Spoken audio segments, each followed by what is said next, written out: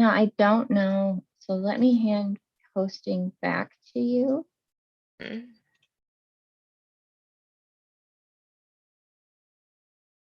And it still says live on YouTube, right? It still says live on YouTube. And then you might need to start the recording back up because I paused it when I came in so they wouldn't hear all these codes. Yeah.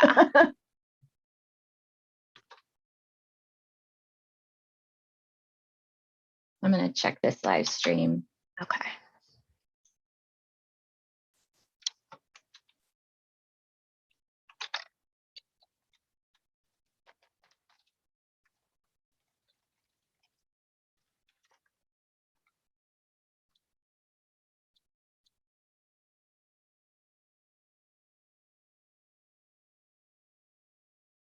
I think you might be able to click on it. I put it in the Slack. Yeah, I'm gonna over here.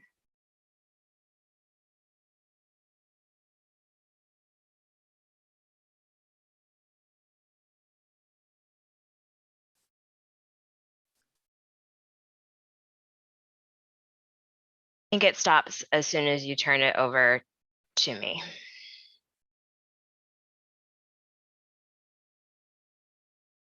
Because it doesn't say it's live anymore. Oh no, wait, here's the live. It still says live. Do you have the little tabby at the top of the screen? I don't think so. Because I Let me have it. see how far it's going. Nope, it's working now because I can hear my voice talking earlier. Okay, what we want to do, I'm going to leave. I need to make sure it's not tied to me. Yeah. That it's tied to the room and not to me. So I'm going to leave and we will keep an eye on it. Okay. Okay, I'm going to switch headsets so I can hear. I might have to go over and do the same with Bill. This is, I hate Google.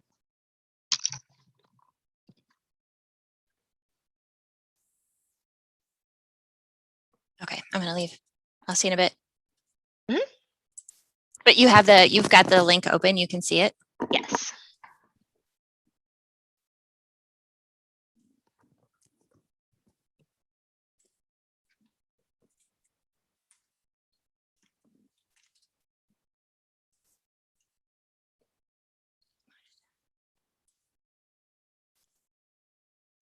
Try this. Okay, now talk to me.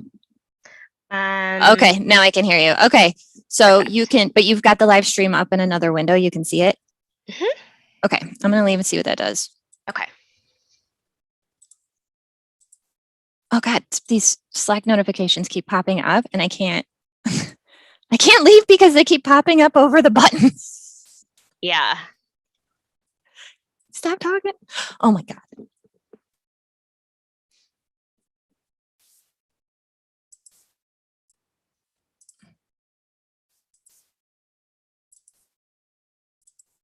Okay.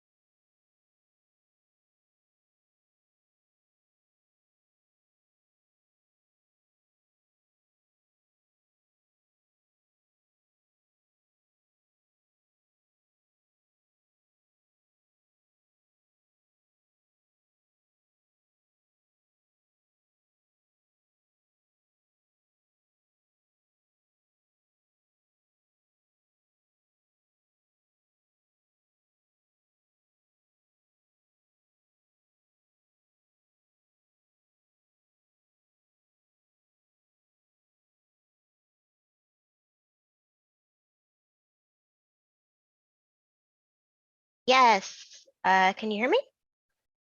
Just let me know when you hear it.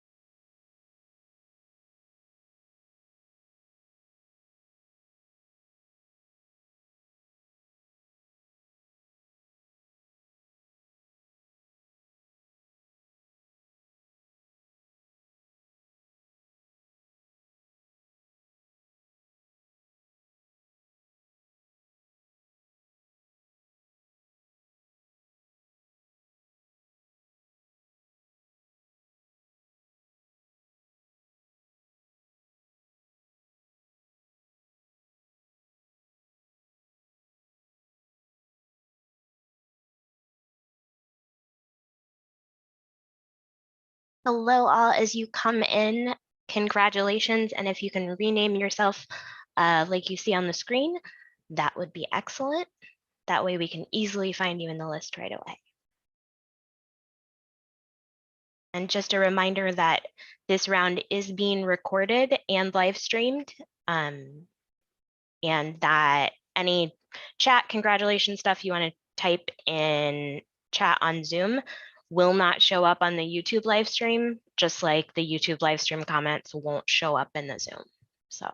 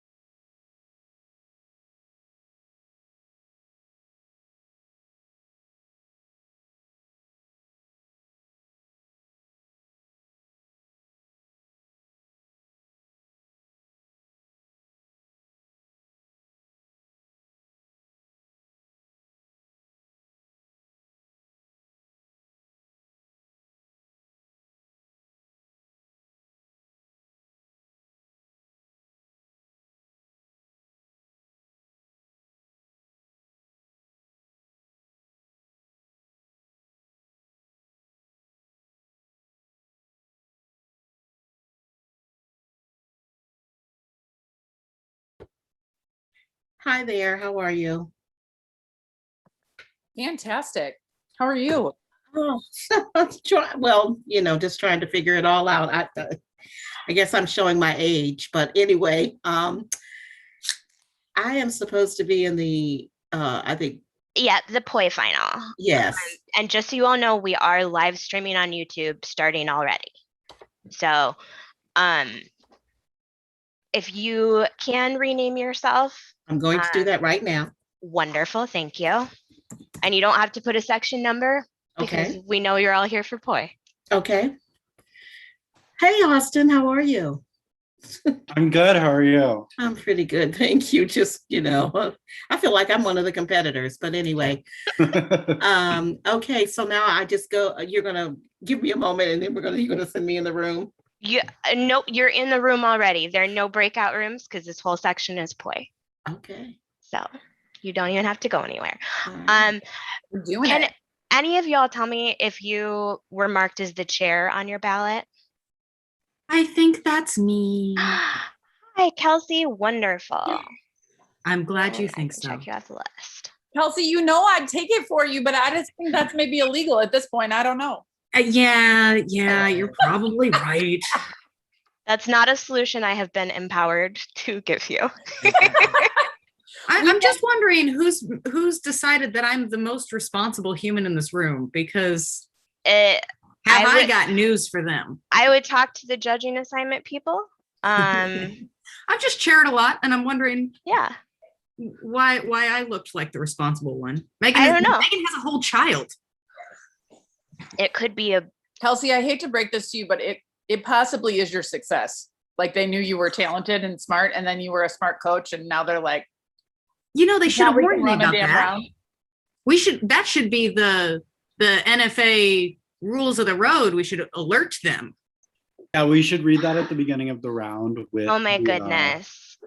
Sorry, I just have to point out something very exciting. All of your final round judges are here.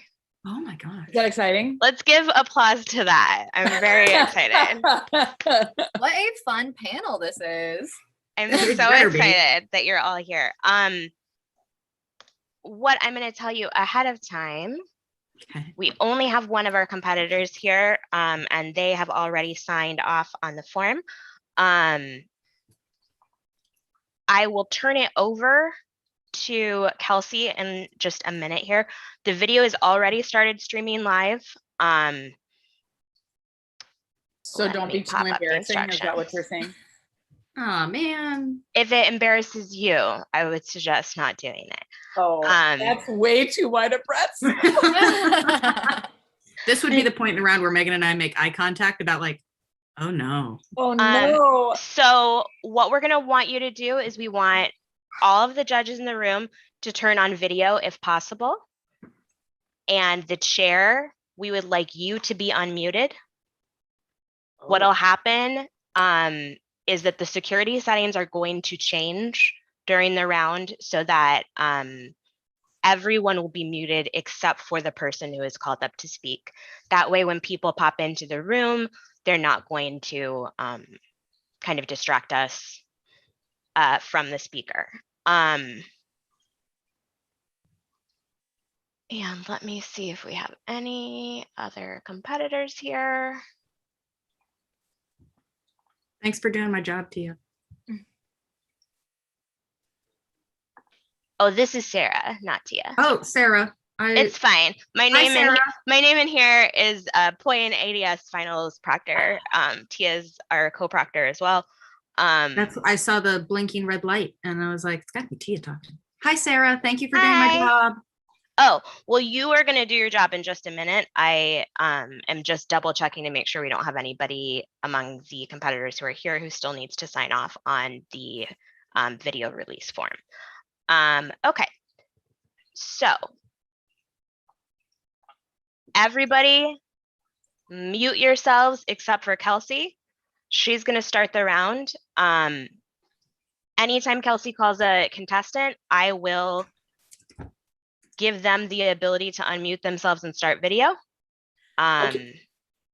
We'll go from there. Before you get started, I have a blank screen. So I need to figure out, how do I get back to a screen where I can see everyone, because I see no one. So is there someone who can assist with that, please? Tia, do you have any thoughts? I'm sorry, can you repeat that? I'm so sorry. Beverly's screen has gone completely white. All I see is NFA 2021 in the little computer. I don't see anything else. And I see your smiling face right now, but that's it. Mine? You can see my face? I see you right there, yes. Okay, you can see me now. My camera was just off before. No, I saw you with some braids. Okay, oh yeah. Okay, so you might want to try logging out of Zoom or like logging off the call and coming back. It might just have been an error of, moving around and that kind of stuff. Sorry, Beverly, can I jump in? Yeah, absolutely. Beverly, do you want to check your view setting? Do you know how to do that? View options. Yeah, so go up to view and just click that, and it should give you some options. Which one does it have the check mark by? It has the check behind. It doesn't have a check behind by any of them. Why don't you click side by side speaker? See what that does for you. Okay, I see you. Yeah, so that's gonna rotate how you see what's going on. So nobody's controlling that but you. We all actually see different things differently. So if you click that, that's gonna rotate then whoever is speaking. You see me right now, right? Well, actually, I see everyone now. I see all of us. Perfect. So that's gonna be the place you go, Beverly, if you feel like you want to see things differently. Okay, thank you. You should be good to go. It may have been because I was screen sharing the instructions for renaming, which will be off the screen now that competitors are going to get started. Yeah, I think the screen share was probably just the issue. Yep. All right, everybody mute themselves. I'm going to mute myself as well. And Kelsey, when you are ready, you can start the round and I will adjust the settings before the first speaker begins. Okay. Y'all, we made it. We made it. Here in my very kitchen, we have made it today. And I think that we deserve to give our POI finalists for NFA a giant round of applause. And even if it's just my hands you can hear clapping, I hope you hear it magnified, because that's yes. All right. I have been tasked with the formidable job of saying things that sound articulate. I think maybe we'll find out. What I am going to do is start with calling some roll. I appreciate those of you who have put in your names, whether you are double or triple entered, but for my security blanket needing self, I would like to hear your confirmation that you are here and do have someplace else to go in addition to your names. So what I'm going to do is I'm going to call your codes and you are going to say your name back to me, at which point I'm going to echo you like a reliable parrot, and you're going to correct me when I get it wrong. Okay? Because I promise you I'm liable to get it wrong. Make sense? Can I get some thumbs up in the reactions? Thanks, judges. You got great thumbs. All right. 10018.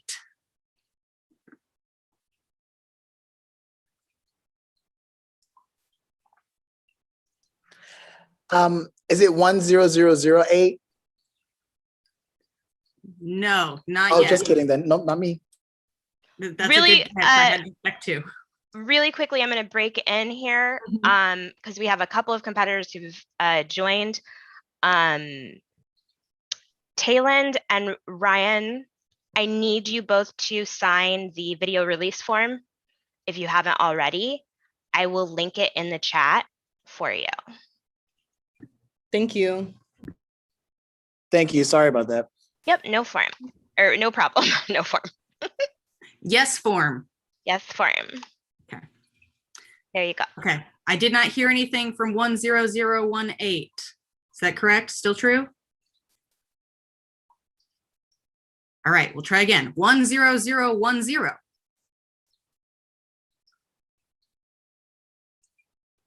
Are you here? That would be me, Hi, can you say your name for me? Tayland Ratliff. Tayland Ratliff. How did I do? Great. Fantastic. Tayland, do you have someplace else to be? No, I do not. All right, you're stuck with me. My apologies in advance. All right, 10081. That is me, Kimberly Lee. Kimberly Lee, how did I do? Yes, great. You have someplace else to be, Kimberly. I do. All right, and you're gonna stay here until you're done and until we get there? Yes. Okay, great. 10008. And that would be Ryan Gosling. Ryan Gosling, how did I do? Perfect. Fantastic. Do you have someplace else to be, Ryan? I do. Yeah. Okay, And but you I'm want to do this one triple entered first? each flight. I'm sorry? You want to do this one first? Yes. Okay, fantastic, Ryan. Thank you. My pleasure. 10015. That is me, Emily Trader. Emily Trader, how did I do? Perfect. Perfect. Do you have someplace else to be, Emily? I'm staying here. Fantastic, welcome. And 10034.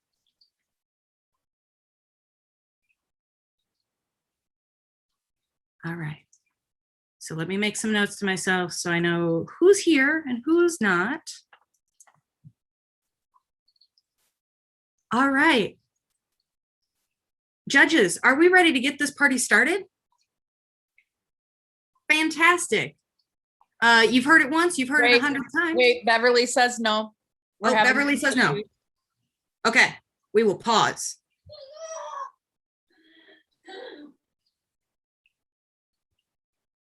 Is this the audio problem? Okay.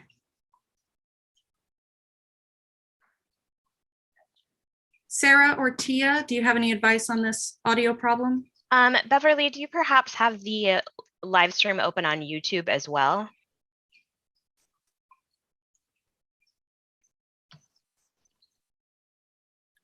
Or any other tabs open that could be playing commercials or your iTunes activated. Sometimes mine activates if I press the wrong key.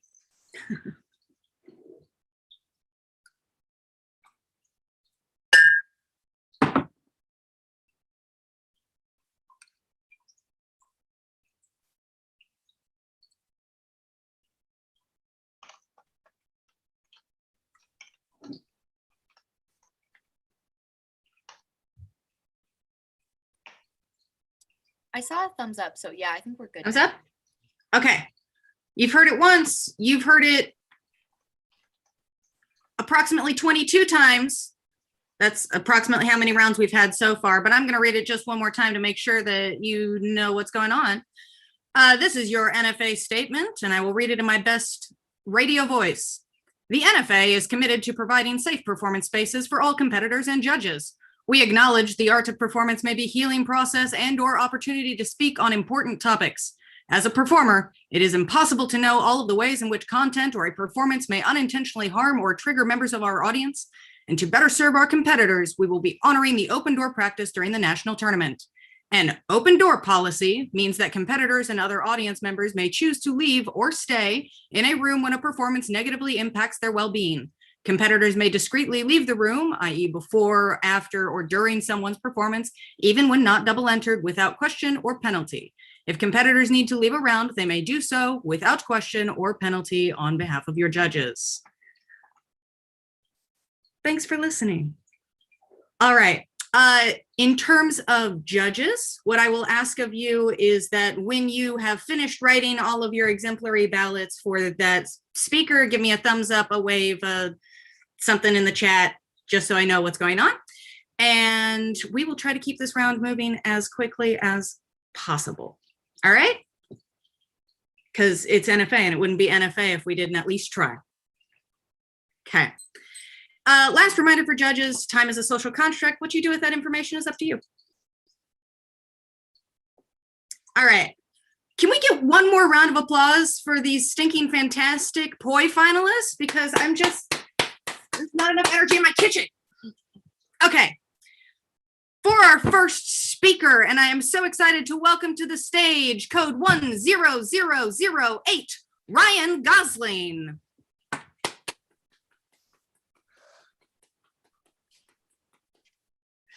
Thank you. And can you guys hear and see me okay? Great. I also give judges the option to turn off their video just so that my screen can be expanded to its largest capacity for the other observers or for anyone else in the room. So if you guys don't mind, or if you like, you can turn off your video as well. Really quickly, Ryan, have you filled out that form now and submitted it? Yes. Okay, awesome. Then I don't have to stop videotaping. Sounds good. Looks good, Ryan. We are ready when you are. Thank you.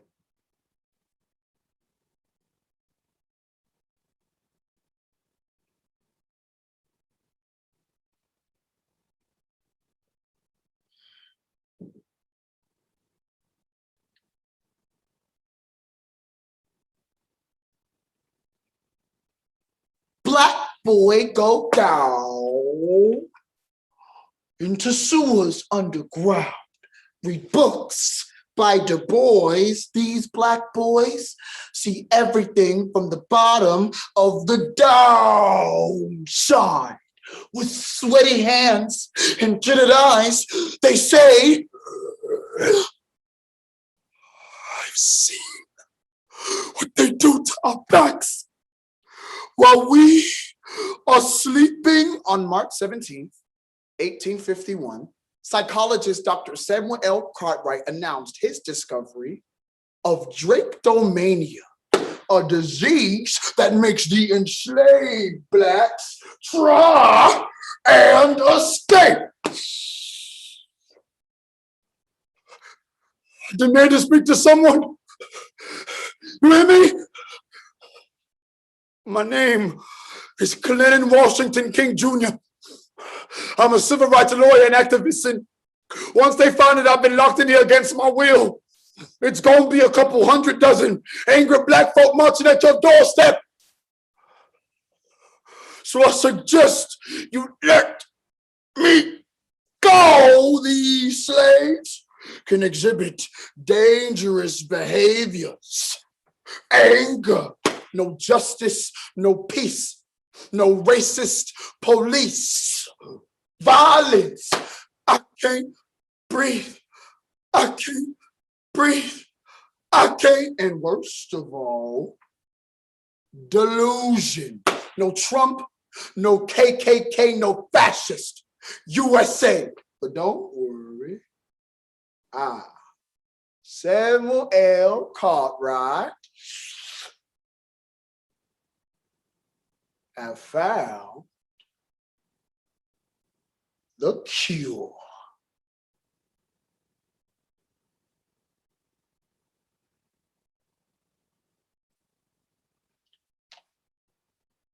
Nicholas Carter, a Black former writer for the Cards Against Humanity gang, reports to the Medium on June 25th, 2020.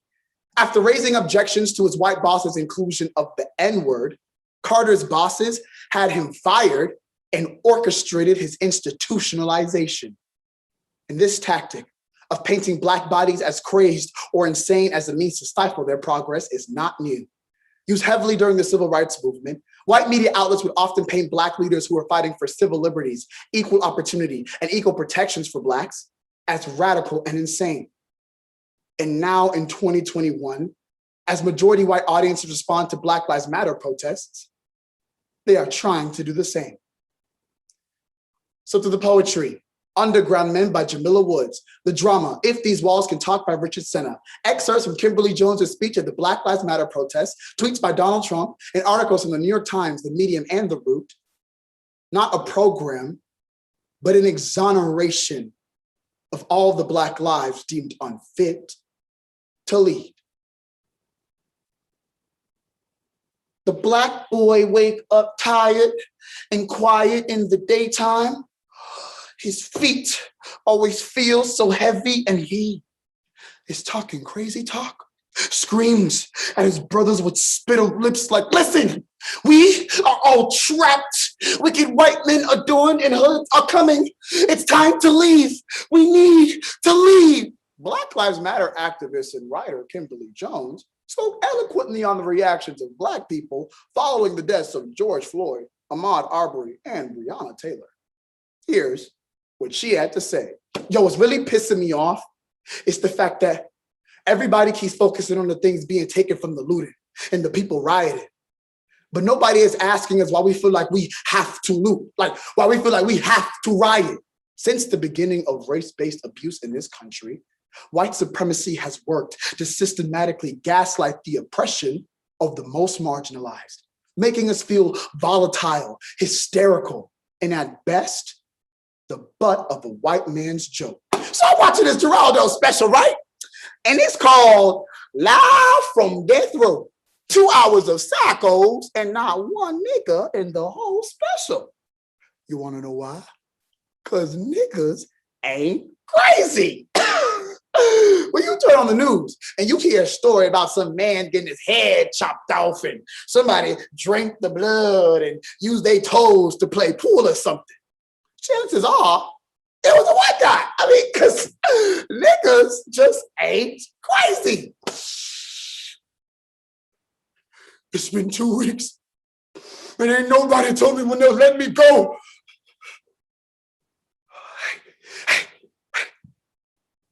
Listen, I know you're just doing your job, all right? But you gotta help me.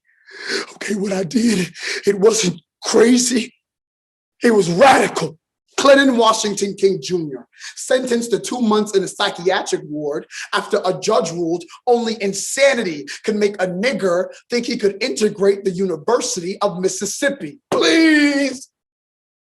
I can't take it in here no more. You got to help. No, where you going? No, ma'am, please. Why y'all keep doing this to us? And now, in 2021, in the midst of global upheaval and a demand for social justice reform, white audiences have responded by demonizing Black Lives Matter movements, calling us demented, loose cannons, and out of control. Karen tweets, oh my gosh, have you seen what they've done to the city?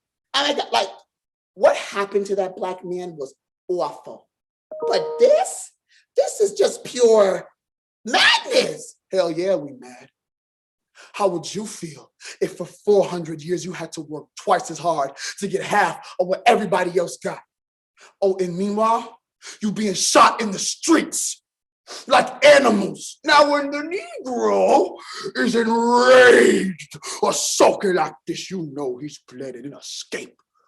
But you must stifle such plans by whipping the insanity out of the nigger. Trump tweets, If these thugs come in and cause any more damage, we will come in and assume control.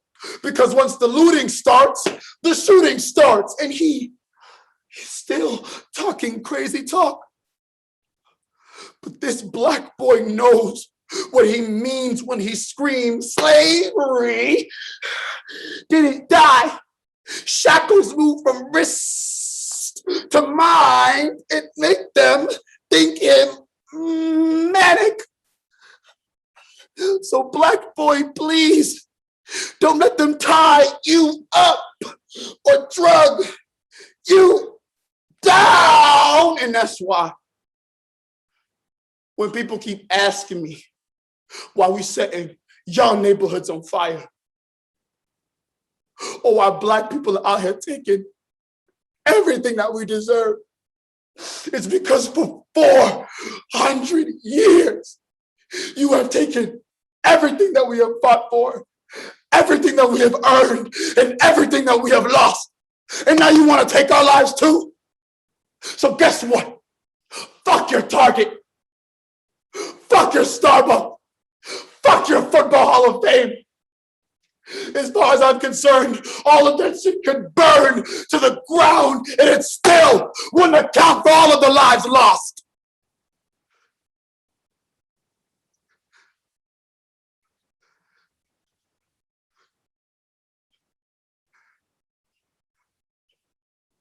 So when I say ban for-profit prisons, defund the police, give black people reparations, I'm not crazy.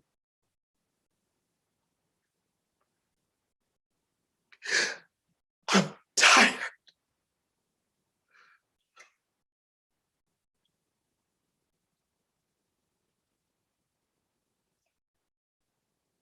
Thank you. Ryan, before you go, I just want to let you know for your duo that, and for all of our other double enter competitors, please make sure that you have filled out that video release form for each one of your events, just so that stuff can run kind of smoothly. And I'll turn it back over to your proctor here, or sorry, your chair here. Thank you.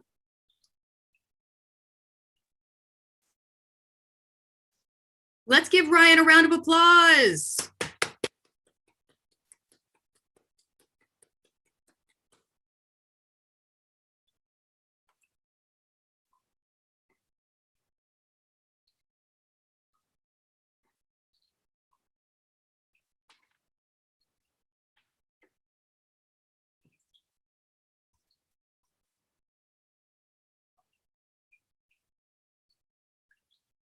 Judges, when you are ready, give me a sign.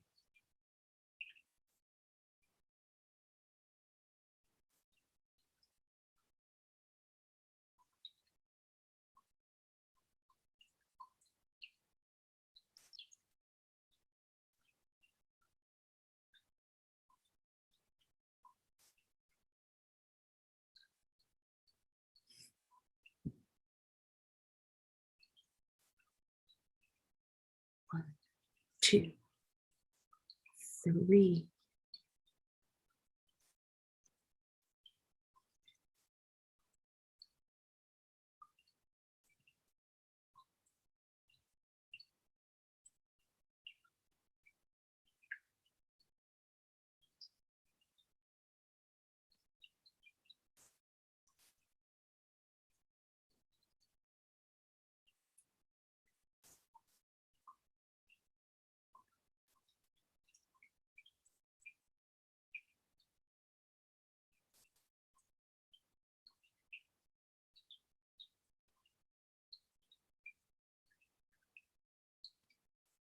Megan, you good?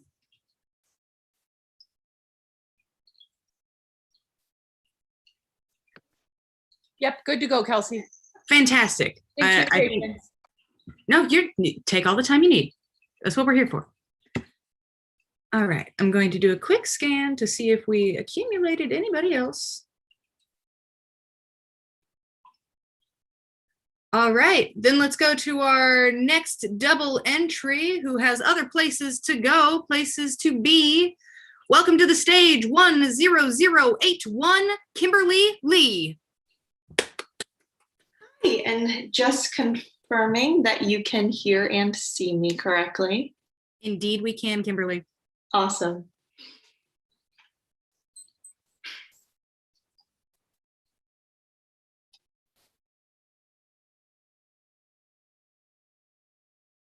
I'd like to thank all of you for coming here today and joining us during this extremely difficult time. I know how exhausting Zoom fatigue can get. So I called this meeting to discuss the most recent results when taking a look at our students' academic performances. It's finally happening. The racial divisions between whites and Asians, once so unbridgeable, is seeming to fade away. Marriages between Asians and whites are increasingly common. Asian food is a hit, and anime is loved by all. I mean, Asians have made it. Jenny began this morning exactly the same. She woke up at 9 a.m. before meeting up with her friends to head down to their lectures. Coming from a Japanese immigrant family, a PhD in media, gender, and race didn't seem to sound as impressive as a doctor of medicine would. So having close friends that Jenny could rely on was everything that she wanted and more. My mother works for a dry cleaner in the white part of town. With green lawns and a state with no water, our appearance in this town is like piss on fresh snow. Noticeable, yet inevitable. As you all know, our students of color have always been very important to us. So I noticed an interesting trend in these reports. The Asian students are pulling ahead of our white kids. Thus, I propose that Asians should be considered white.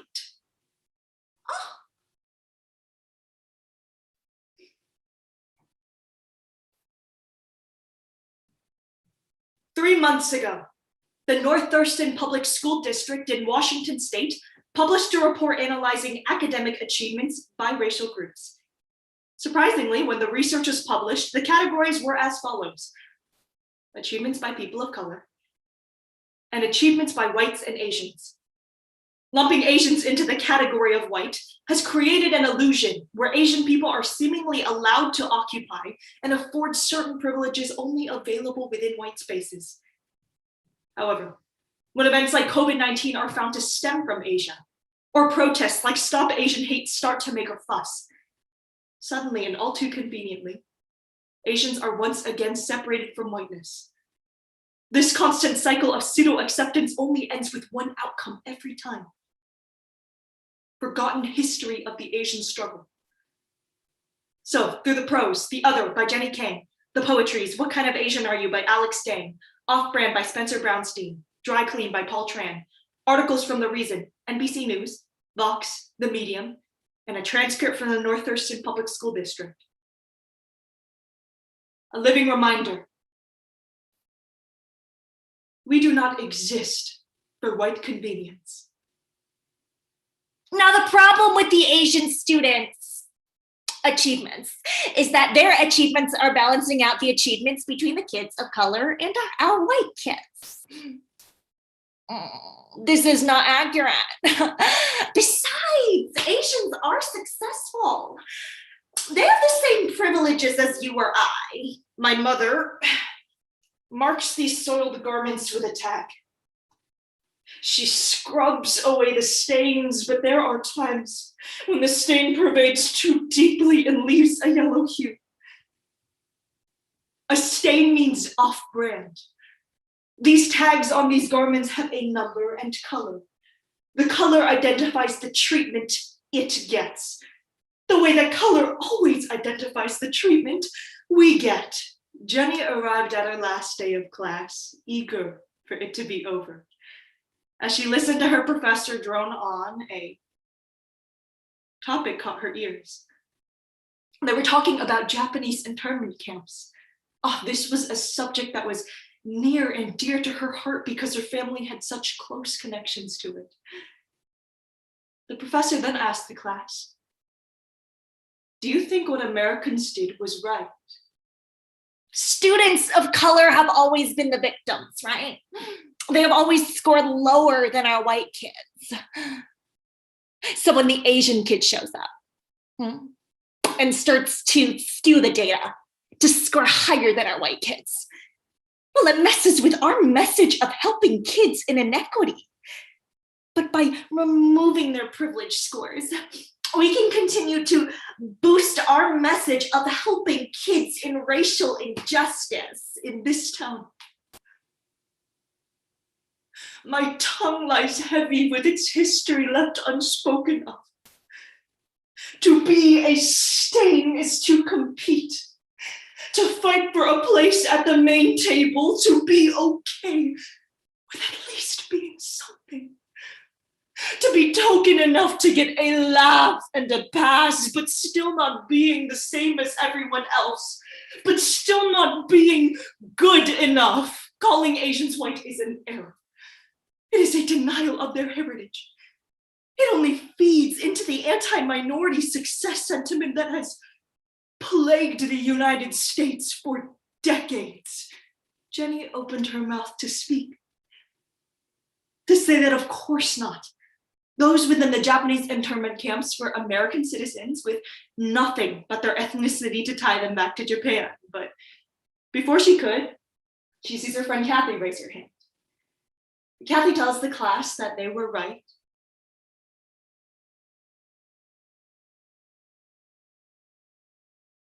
That the Japanese were vicious at that time, and America did everything they needed to do to keep their citizens safe. Jenny sat back, waiting for the chorus of disagreements that were sure to follow.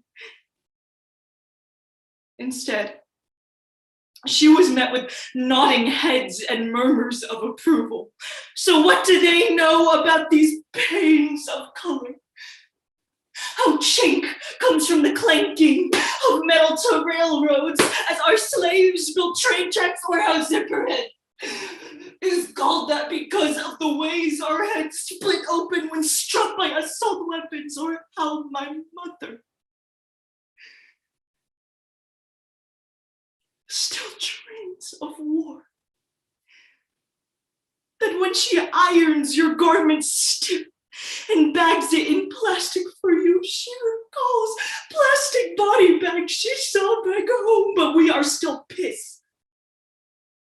And fresh snow, right? Simply fitting the brand.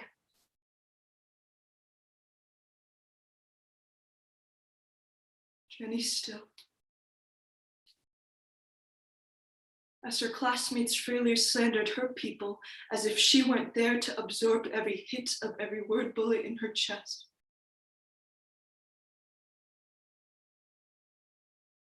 Am I so vicious too? Do you guys feel this need to protect yourselves against me too? Her class stared at Jenny in disbelief, as if to not understand her frustrations. Kathy then said, "But you're not like one of them."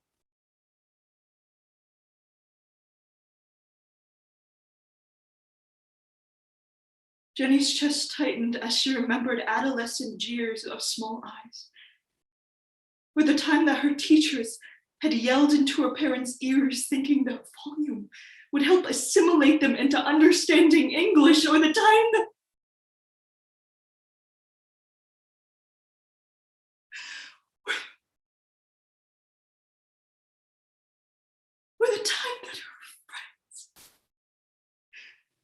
her friends had given her steak labeled dog as some sort of cruel April Fool's joke. Then she wondered when she ever stopped being considered one of them. Calling Asians white creates very dangerous lines. White has stopped meaning Caucasian and has started to mean these racial groups have made it. Have you forgotten Hiroshima? The Chinese Exclusion Act, the Chinese massacres of 1871. So long as the thinking continues that white constitutes success and minority as other, we risk disaster. So when my mother hands you back your white laundry, when she says thank you, come again in English that clanks in her throat like coins in a washing machine. You better not forget America. This war isn't over, America. For America will make you pay.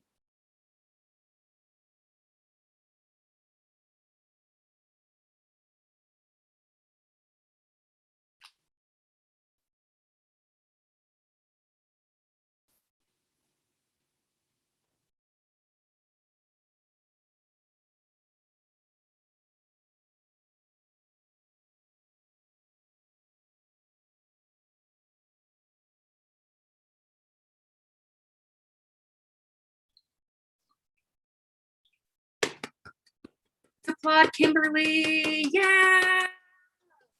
Kimberly, go to your other round. Have fun. Thank you. Another quick interjection from your friendly neighborhood proctor here. Competitor Joshua Beckles, if you could double check the chat, because I sent you a message about the video release form because we need to have you fill one out for each event. Yes. All right, awesome. Absolutely. So Thank you. I got it. All right, if you can just let me know when it's submitted and filled out, that's awesome. Okay.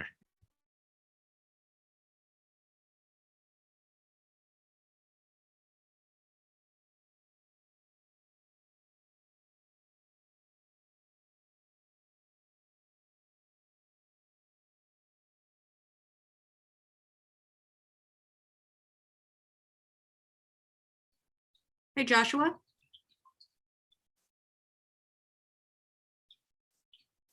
Yes. Will you say your full name for me? Yes. Joshua Beckles.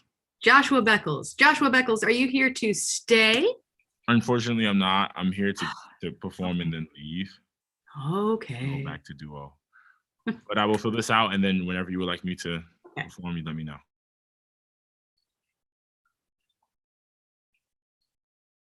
All right, checking one more time to see if we gathered our last speaker. Judges, how you doing?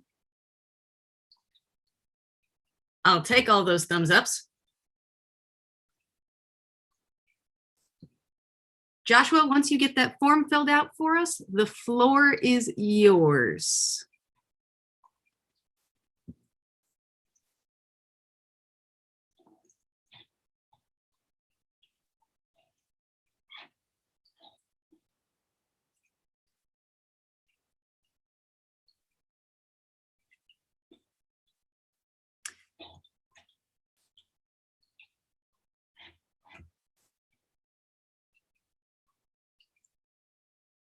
For other competitors who are present, I got a message from one of the other judges, and I think this is a great idea. Thank you, Megan, for your big brain.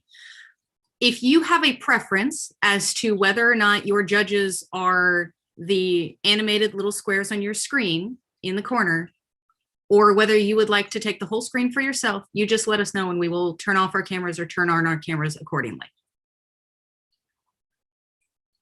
I'm happy to be a participatory audience member if that is what you so desire.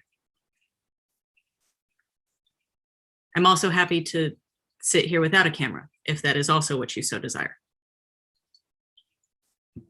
This is your parade, not mine.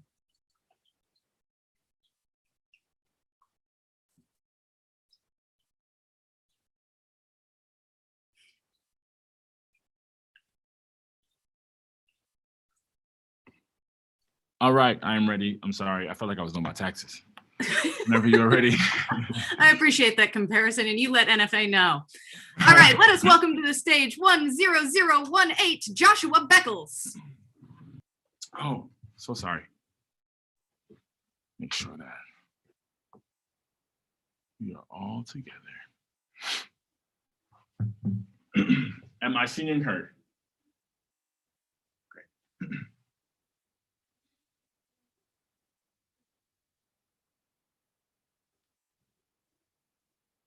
Whew, it is white.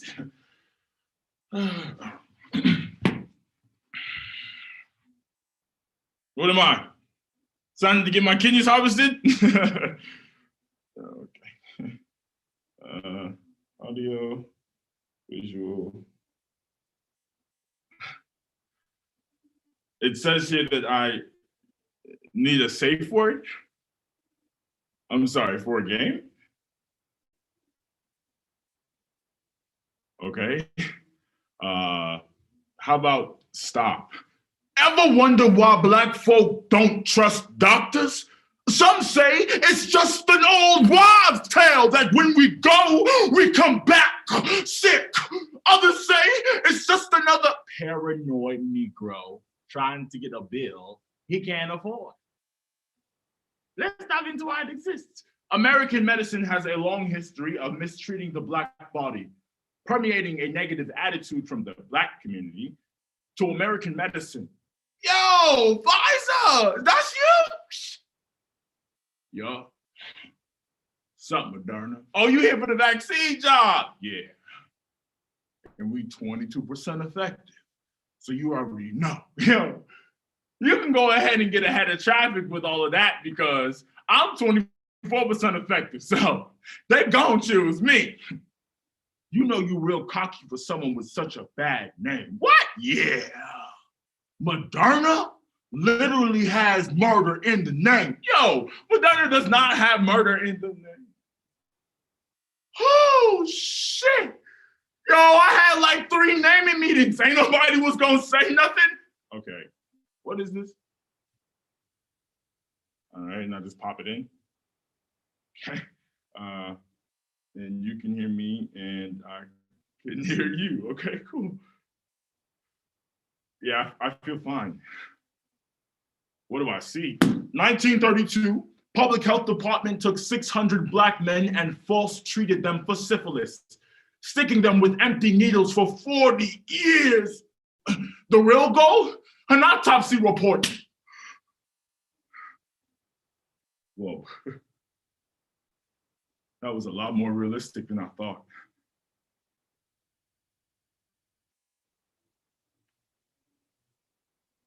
In the discussion of COVID-19, doctors, scholars, and scientists have all come to recognize the severity of its impacts on the Black community. Pew Research Center, BBC, and CDC have all deemed the Black community 3 times more likely to die from COVID as opposed to their white counterparts. So when news of a vaccine was on the horizon, you could imagine the glimmer of hope we all had. However, WebMD of February 21st, 2020 explains, Black Americans are not being vaccinated at an equal rate due to their deeply rooted mistrust in American medicine. But Dr. Kingling Ashling, whose work focuses on health disparity, says that mistrust isn't the correct term because it puts the onus on the Black community when responsibility really relies on the medical system. From Henrietta Lacks to the Tuskegee study, American medicine has said how they feel about the Black body. It's disposable. So with the poetry, Why Black Folk Distrust Doctors by Ogeisha, prose, 1932 by Yad Gacy, Medical Apartheid by Henrietta Washington, drama, Black Mirror's Play Test by Charlie Booker, season 49, episode 11 of SNL and If Vaccines Were in an Interview by Jeff Wright.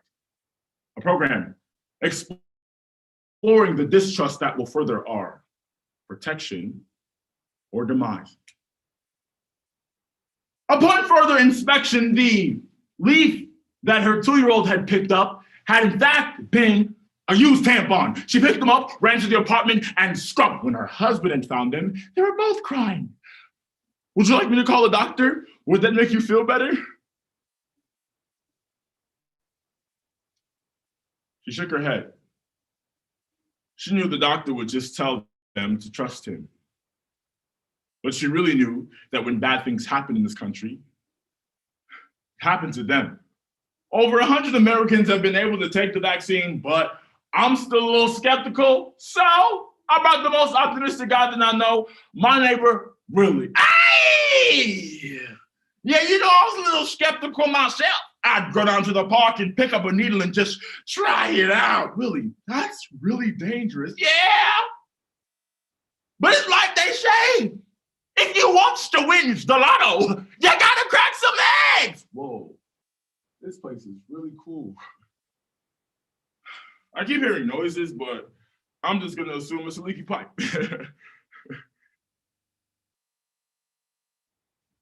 Okay, there's a weird guy in the window. Can you see this? Okay. All right, now he's gone. No, that's insane. Oh my God! Oh my God! No, now he's standing like right in front of me. These graphics are insane. No, he just really looks like Eugene Sanger, a sociologist who ran full body radiation on Black cancer patients, leaving over a quarter of them to die from radiation poisoning. But Dr. Sanger received the gold medal. See how these doctors turn to witch doctors?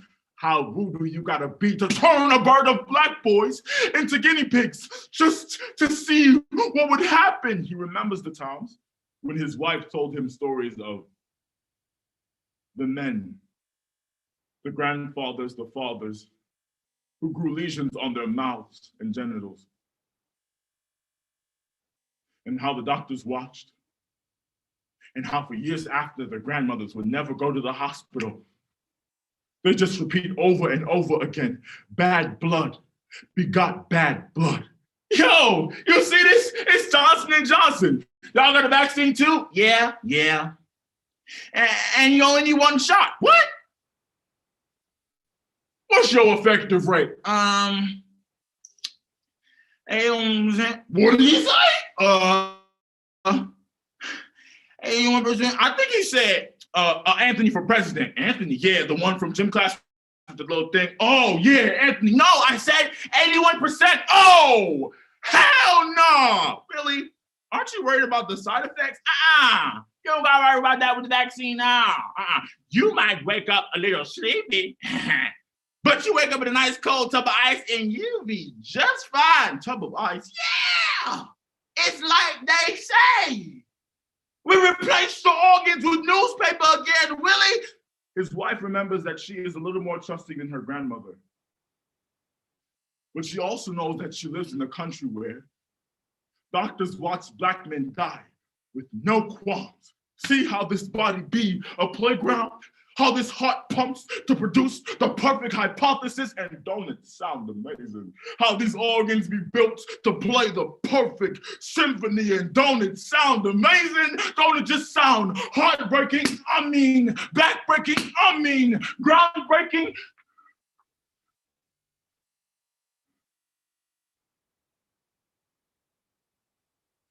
There's something behind me. No, I don't know how much I can do. There's this Black cadaver hanging from the ceiling as Harvard students walked into their 1912 anatomy class. The body was used for dissection. I don't think I can take this much longer. Can you hear me?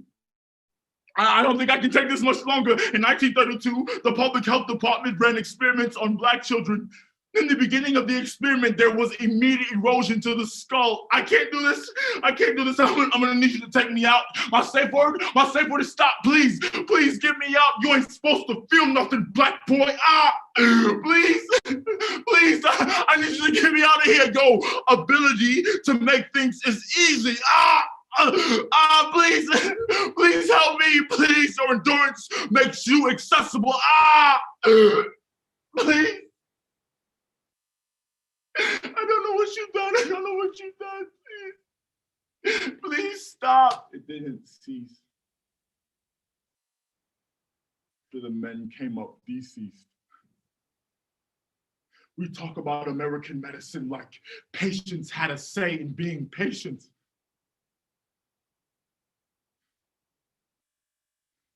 In the back of her mind, she can only think to ask her husband one question. How do you cure bad blood?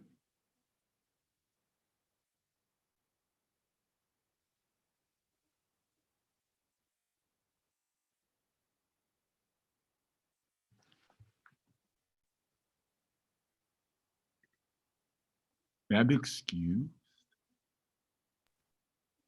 Absolutely. Thank you, Joshua. Thank you. Have Good fun, luck in your everyone. next round. Thank you, thank you. And just a very brief announcement in between Joshua Beckles and our next speaker. If you see me turn your camera off as a judge or as a competitor, you see one of your judges' cameras turn off. If the video we're getting from a competitor looks like it might improve if there was a little less pressure on their bandwidth, then I might choose to turn judge cameras off or turn at least a couple of them off to see if it improves it. So just be aware. Sarah, I think the new plan should be, we'll keep our cameras off unless asked otherwise. Okay. If y'all would prefer that, it's definitely up to competitors. Yep. Competitors, you just let us know. We'll turn our little cams on if you want. Otherwise, we'll emoji and we're totally here watching.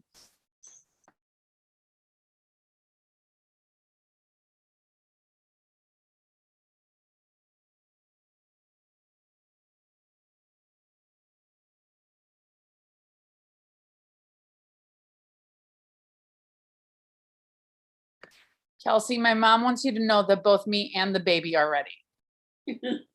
Fantastic. Kelsey, I've never been more ready for our fourth speaker. Good, Allie. I too am also aggressively ready. Aggressively ready from Austin.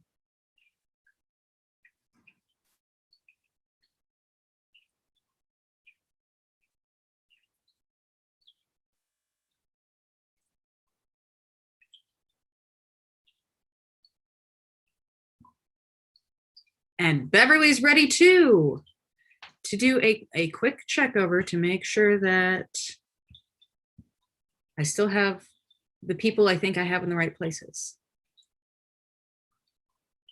Ah, we have accumulated another one. Code 10034, will you pronounce your name for me so I make sure I get it right?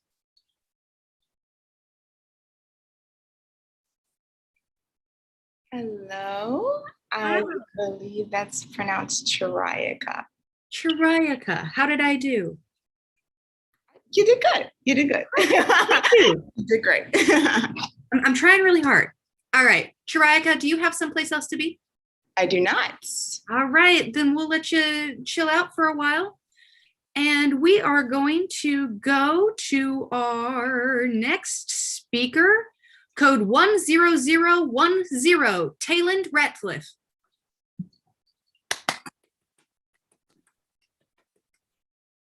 And can everyone see and hear me okay? Sounds and looks good. You tell us whether you want our cameras on or off, and we will make adjustments as necessary. It's whatever you prefer, each judge. All right, we'll try to conserve our bandwidth. Sounds good. Whenever you're ready, Tayland.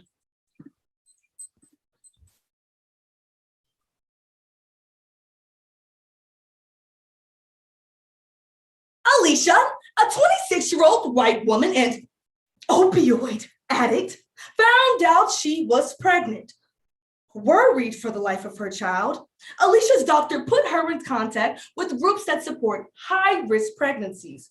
Her doctor told her, there's a way out. You can be sober, have a baby, and a fresh start at life. But God said, before I formed you in the womb, black child, I knew you. Before you were mine, I set you apart. But the media said, these mothers don't care about themselves or their babies.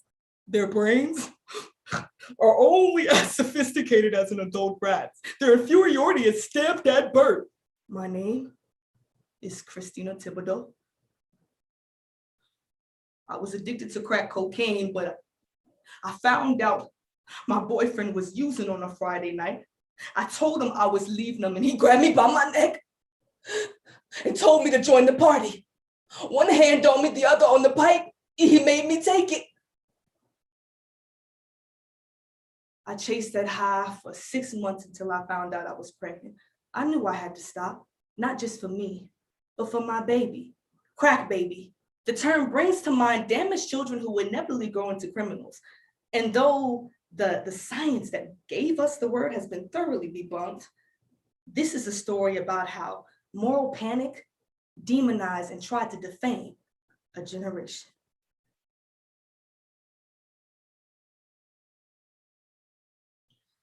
In her 2020 article on the DuPont Law Review, legal scholar Courtney Anderson contrasts the sympathetic coverage of the current opioid crisis against the media frenzy of the crack cocaine epidemic. Nowhere is this disparity more apparent than the centralization of the crack baby myth. In her book, Medical Apartheid, Dr. Iris Chasnoff argues the now long disproven theories about the unique harms of crack cocaine on fetal development was swallowed whole, then regurgitated in racialized form by newspaper, magazine, and even medical accounts. 30 years later, we know the crack baby panic is pseudoscience. The New York Times even apologized for their role in perpetrating this racist myth. However, in spite of medical and media apologies, the long-term disproven impacts on women's reproductive rights for disproportionate treatment of Black women seeking maternity care linger decades later. So through the poetry, Crack Babies by Odd Rod, What About Me by Camille Robichaux, the prose Hopeful by Lark Smith, and articles by the New York Times. Not a program, but an exoneration of Black women and children that racist pseudoscience deemed unworthy. They used to call us crack babies.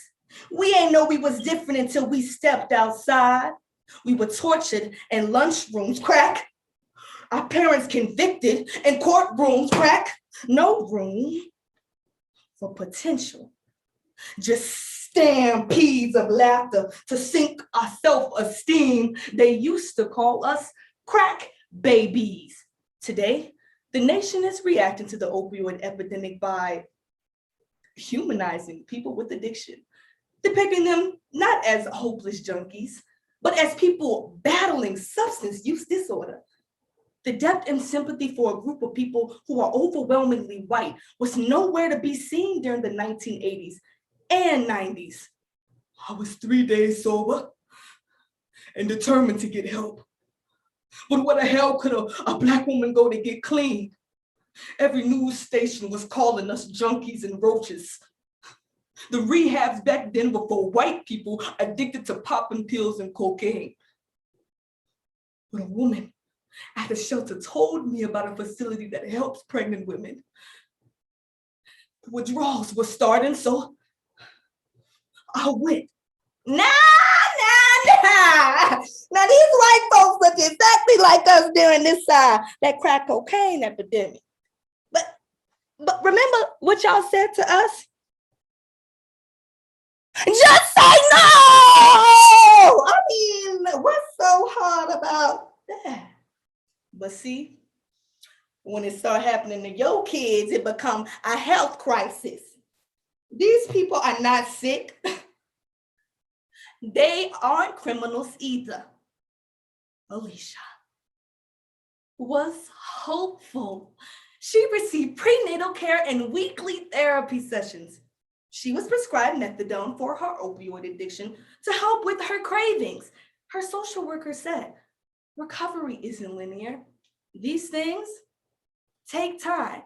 By the time I arrived at the facility, I was beside myself with withdrawals. I had a bad feeling about the place, but finally they offered me a bed and some medicine I couldn't pronounce.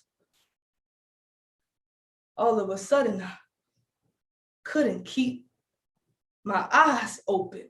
The politician said the dead babies may be the lucky ones, but the mother sang the song.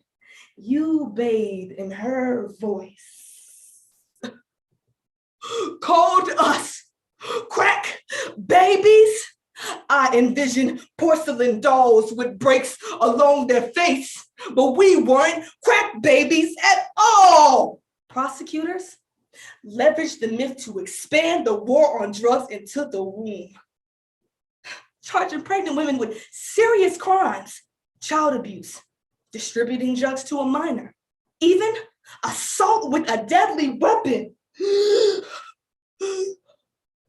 I woke up naked and handcuffed to the bed. A nurse on my left, 2 officers on my right.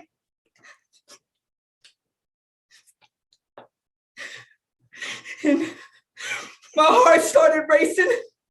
The room was spinning and they started asking me questions. Are you prostituting yourself? How long have you been using?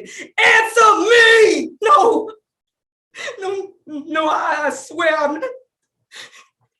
No, get off of me. Get off of me. Get the fuck off of me.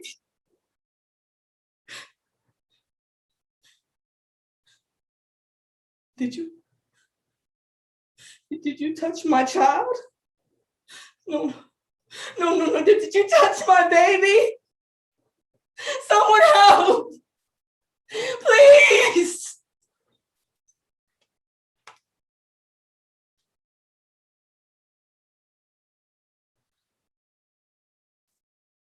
I miscarried.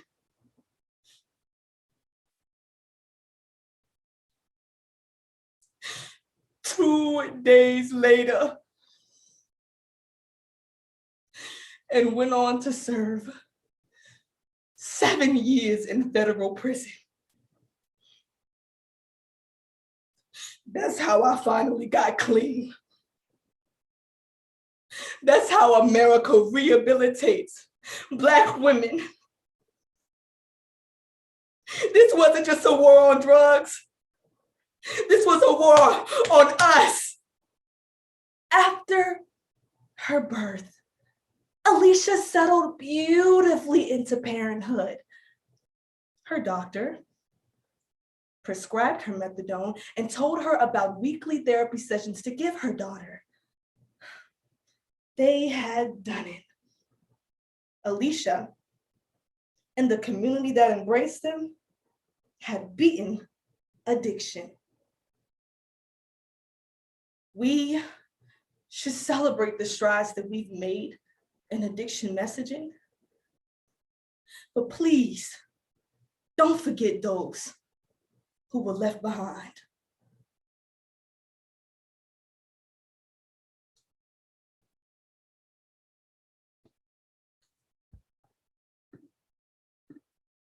Thank you. Thank you, Taylin.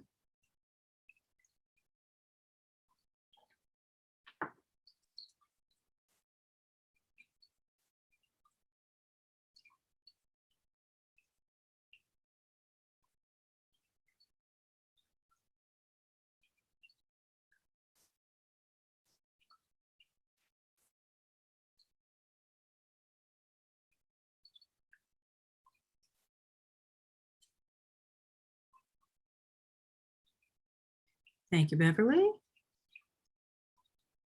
Judges, give me a sign when you are prepared. I'm ready. Lovely.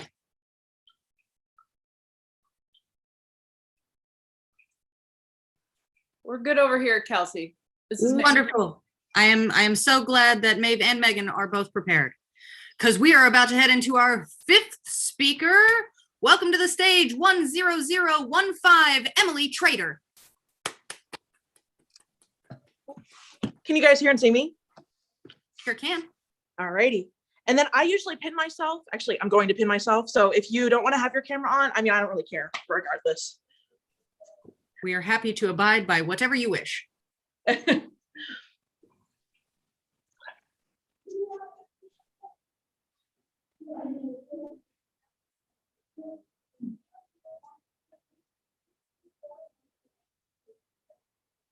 I'll be with you in one moment, all right?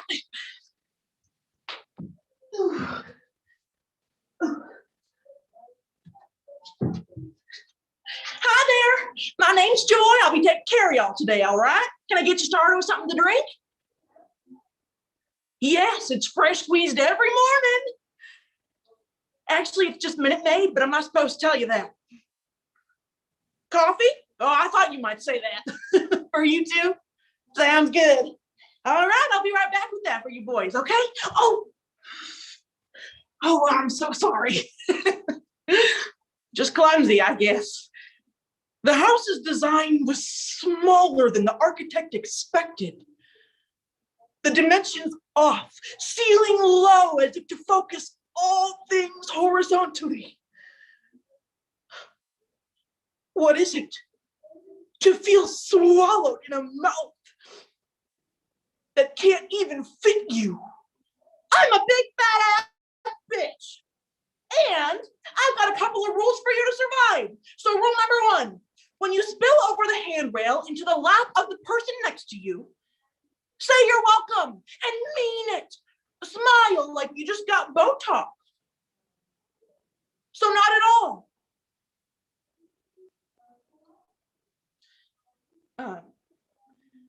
Well, there are very few spaces where bodies like mine fit. So many chairs have arms, and I cram my body into spaces that were never meant to accommodate me. And the bruises linger. I see it every day how physical spaces punish me for my unruly body. Because the bigger you are, the smaller your world becomes.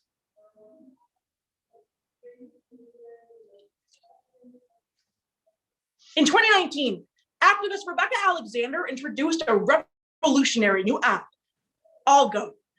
The New York Times of March 12, 2019 explains, the app is a platform where people can rate how accessible restaurant seating is for fat customers. Because according to Alexander, in this society, skinny bodies are the default. So all public spaces were designed by thin people for thin people, meaning public transportation, theaters, armchairs, doorways, bathrooms, desks, and countless other spaces all structurally exclude and disregard the comfort of fat folks. Even necessities like clothing, cars, and towels are inaccessible, literally preventing us from easy access to basic tasks. And as the July 30th, 2020 Prevent Connect organization suggests, it's nearly impossible to address, let alone eradicate fat phobia when everything, even the chair you're sitting in, is a physical iteration of it. In the past year, so much of our lives have happened at home. But for fat people, the reopening of society is just a painful reminder. We were never welcome in public in the first place. So with the drama, Smothered and Covered by Kate Cross, and a Barcroft TV interview with Jamie Lopez, poetry, Foundations by Edward Sumner, articles from Bitch Media and The Pros, Hunger by Roxanne Gay, and Rules of a Fat Bitch by Christy Barron. A program. Because no matter how you feel about fat bodies, we deserve the basic right to feel comfortable. In any space we choose to grace with our presence. All right, what can I get you boys to eat? All right, toast or biscuit? Sounds good. Sausage or bacon? All righty. And for you? Oh, well, that's a good question. I like the All-Star Special with extra waffles and extra chocolate chips. But I'm sure you could have guessed that by looking at me. Oh, well, that's nice of you to say. Well, my mom always told me a man would be lucky to have something sturdy. So the last time that I went to a salon, the chair broke. And so I thought, you know what? I'm just going to change the world. And so I opened the world's first plus-size beauty salon. All of our chairs are up to 85 inches wide, so anyone can sit in them. And our pedicure benches, they hold up to 600 pounds. I just wanted to make a space where big women could be treated like, I don't know, like royalty. The architect began with the basement, support beams twisted in the wrong angle, so the architect tries to put something stronger there, tries to loosen the constraints of a faulty foundation. Rule number 2, when you see the eyes of the elevator passengers widen as you step on, groan, bare your teeth, and laugh. The weight limit is 2,000 pounds. We're gonna be fucking fine. Interior designers and architects design for a thin white man. And I'll tell you something, if you're not designing for 1/3 of the population, you're not doing your fucking job. I'm always uncomfortable or in pain. In public bathrooms, I maneuver my way into stalls and I hover over the toilet because I don't want it to break beneath me. I'm not allowed to have a human body. I have to defy space and gravity. The architect breaks down walls, peels away room for living in a room that never made enough space, expands the infrastructure from the inside out. But it has been a struggle opening this place. I got death threats. And someone literally put poop on our windows. When you have something that gives fat people a safe space, they want to attack it. They want to make us feel unwelcome. All right, give me one moment.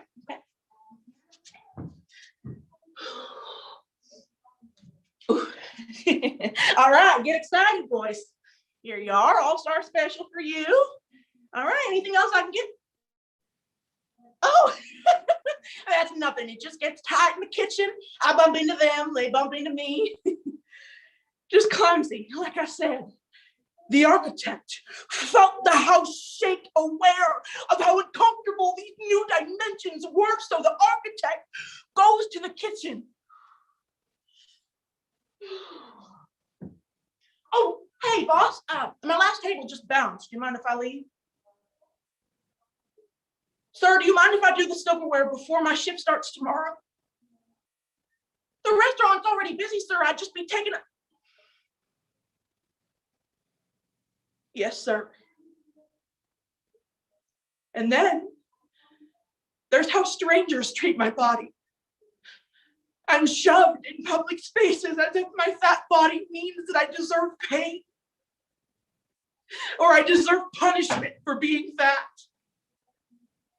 I'm treated like I'm invisible, which is to say, what is it to make space in a place not built for you? So the architect slams the stove, slams the sink, creates room, creates holes, creates space. These walls come tumbling down. This structure comes down.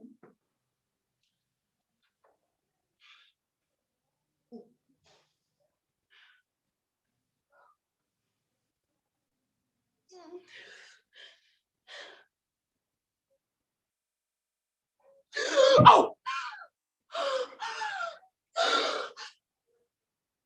No, I'm all right, folks. Nothing to see here. I'm okay.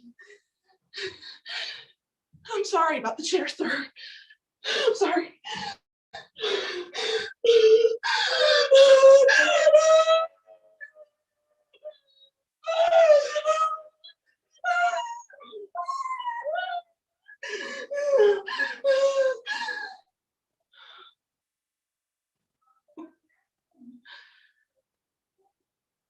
No, it really has been so hard to open this place. But seeing women feel beautiful in my salon, it means the world to me. Because we deserve this space.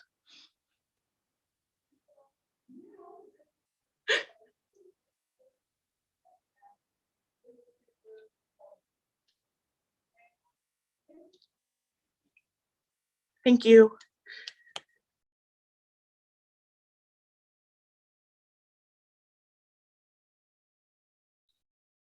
Thank you, Emily.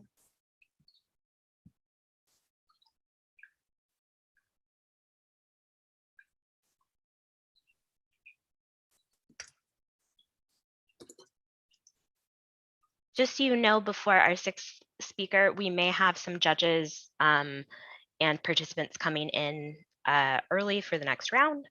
Obviously, they'll be muted, but this will also be the room for ADS. So just be aware. So they're a rowdy bunch. But they'll be muted, so they will not interrupt your performance.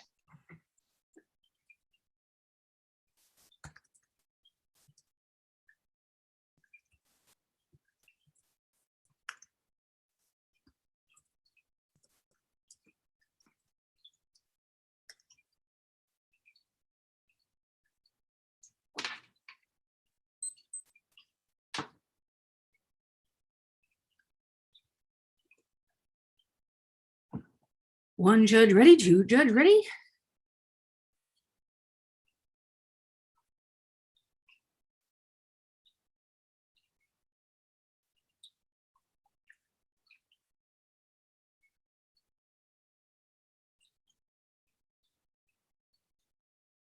Three judge ready.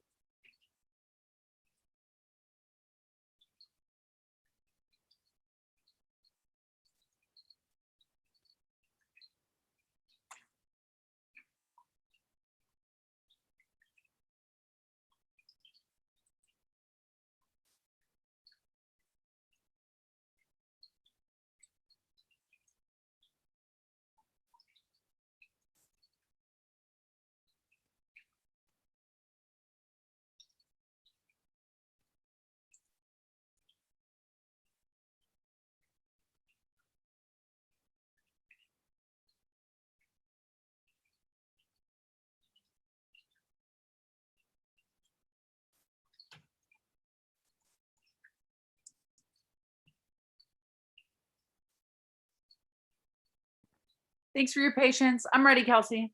All right, fantastic. Yo, we made it to the final speaker of our POI finalists at NFA. Please welcome to the stage 10034, Chiriaka Huntley.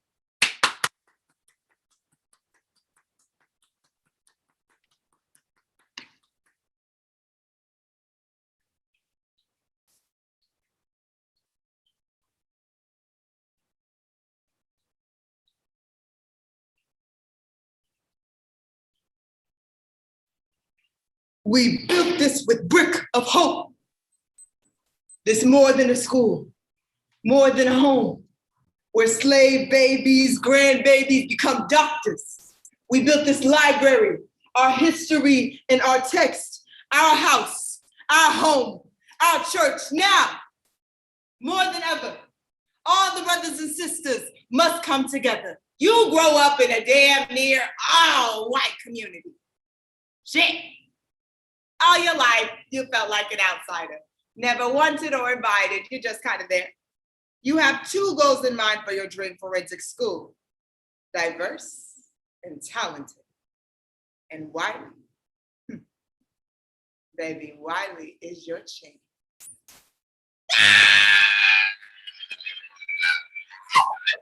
I got it! I got it! Mama! I got it! I got it! Congratulations! You're in. The Melvin B. Tolson Denzel Washington Forensic Society is committed to upholding the legacy of servant leadership. I got it! I got it! I got it!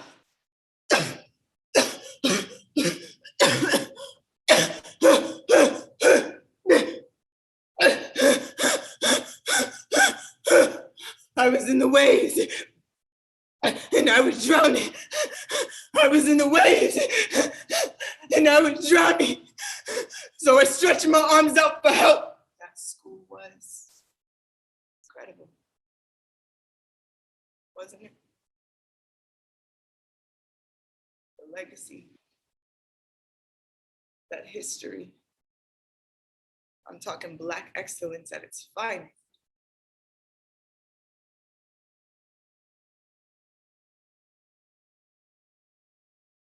So what happened to Wiley?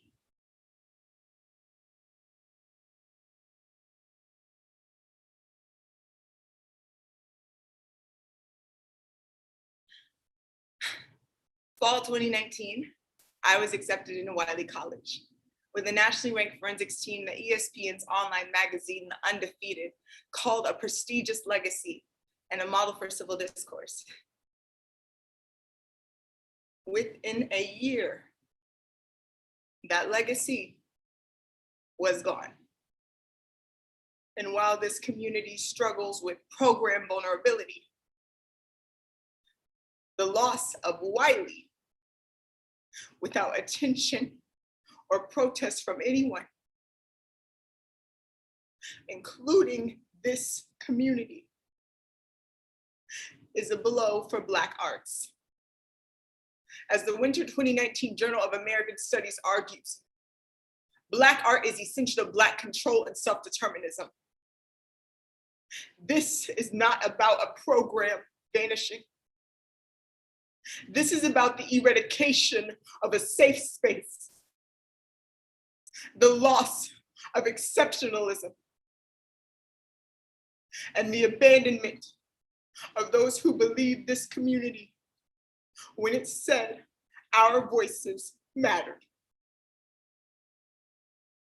So with the poetry, Waves by Caitlin Airborne, We Built This and Standing Still by Ben Brooks, drama from the former Wiley College Forensic Voices, and a prose sharing my personal testimony. This is a eulogy for those who never got one, from a member of that final team. Because I'm the only one left who can still tell this story. They tried to axe me down with unhollowed chains beat across my back like whips. But my roots are plenty. What happened to Wiley? Seems to be the question on nobody's mind. But let me paint this picture for you. I got power. I got love. I got hearts. I got conviction. I got confirmation that I'm the best. Why? Because I'm from Wiley, bitch. Dub C, Dub C, Dub C. Skoo, skoo! We built this with brick of hope. We built this to empower. We built this to survive. This museum of beautiful Black skin, where Black history is every month. We celebrate on this rock, bouncing our bodies to beats of our own liberation. We had a phenomenal team. Beautiful, bold, impactful individuals giving every ounce of itself into this event. We didn't have the numbers or the resources or the coaches. It was just us. Every single one of us working harder than we've ever worked just to be in the same damn race as everybody else in this whitewashed community. The same community that told us our voices mattered. They tried to axe me down with unhollowed chains of metal, bark bent. My branches were never meant to swing. I was in the waves and I was drowning. And I told myself it wasn't that bad. It wasn't, it wasn't, it wasn't, it wasn't, it wasn't, it wasn't, it wasn't, it wasn't, it was, it was, it was, it was, it was. Oh, boom. Then you have this administration that really doesn't give a damn about its students. One that would rather profit off you than ever actually help you. One that silences your voice every single time you open your mouth. They tell you they got a handle. Not to worry about it. that it won't happen again and again and again and again. Coach goes missing for a week, nobody responds. Tournaments are canceled, nobody responds. And money goes missing, nobody responds. Students are assaulted, nobody responds. Now, more than ever, all the brothers and sisters must come together. This house we hope be ours. This house we built molds us, bricks hold.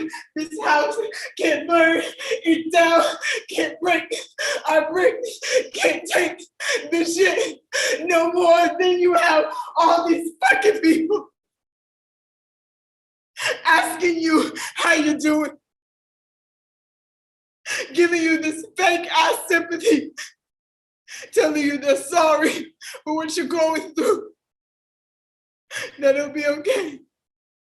You just gotta keep pushing, keep working, keep going. We got you. Knowing damn well there ain't nowhere to be found when we out here drowning. And if my branches show wither away, use the groove of my textbook. Use my lumber for shelter. Please don't turn my timber temple into burning wood. For we cannot smother any more fires, cannot hold any more smoke. I was in the way, and I was drowning. I was in the way, and I was drowning. Some men went by on their boat, and they said, "Are you drowning?" And I said, "Yes, I'm drowning. I'm drowning." And they said, "Okay." They said, "Okay."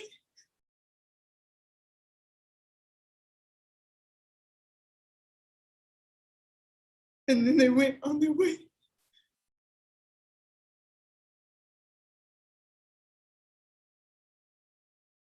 I was in the way. And I was drowning. I was in the way. And I was drowning.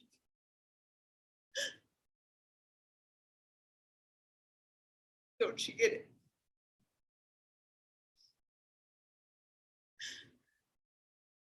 We lost everything.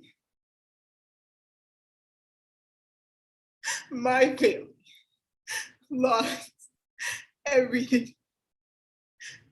Danielle Jones, Zacchaeus Pleasure, Fortune Owanabi, Dimitri Brooks, Cardero Berryman, Jalen Bolden, Jasmine Bolden, Babby Brooklyn, Jamie Green, Leonte Ford, Ishmael Williams.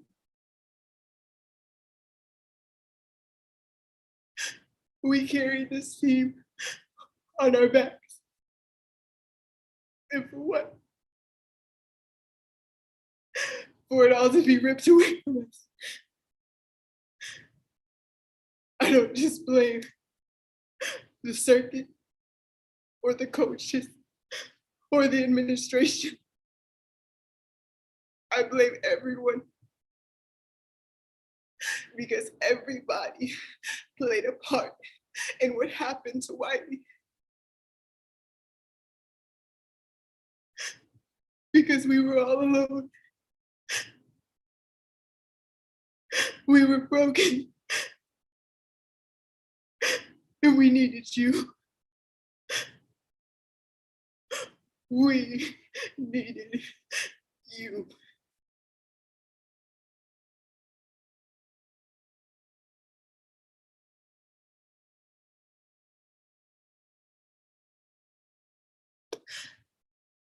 This is the last time I will give this message. And quite frankly, I'm tired of giving this message. I'm tired of people not understanding the pain that we went through. and how hard it was to watch my family fall apart because people don't care enough about Black dreams and Black lives and Black goals.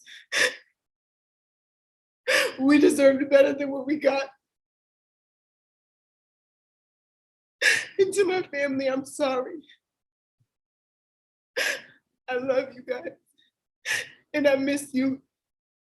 And I am forever proud to be a part of Wiley College. But we need to do better. As a circuit, we need to do better.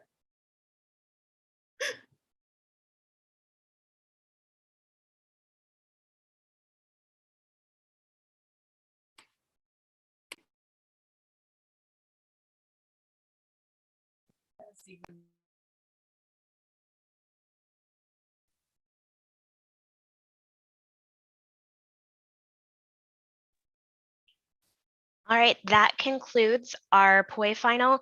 If you are somebody who just joined us in the past few minutes, this is the same room for the ADS final, so you're not in the wrong place. If you can please rename yourself, like you've been renaming yourself all tournament. So if you're a judge, put judge in your title. If you're a competitor, put competitor in your title. If you're an observer, put observer in your title. And judges for POI, please save those ballots with the ranks and rates ASAP so we can get them to tab.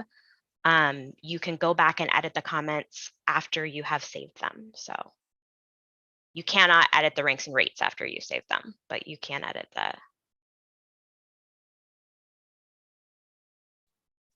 POI finalists, thank you for sharing your stories. Thank you for sharing your characters. Thank you for sharing your love in this round. I am so incredibly proud of each and every one of you. Applause to all of you. Socially distanced hugs from my kitchen. Hydrate, and let's wrap up NFA with style. Thank you.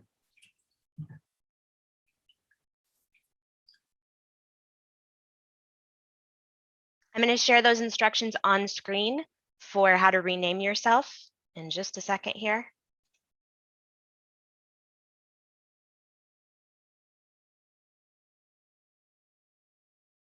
And just a reminder to everyone in the call that this is being live streamed currently and recorded.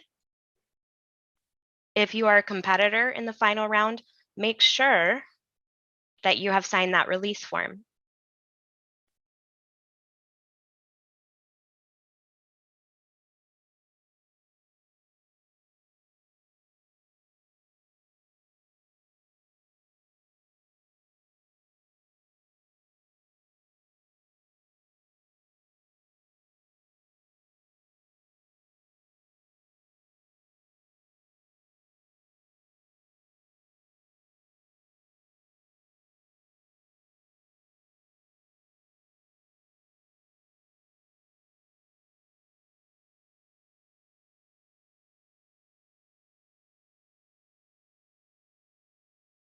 Competitors, Richard, Elizabeth, and Mira, we need you to fill out that release form. We need it before you perform. I will link it in the chat. Let me find it for you.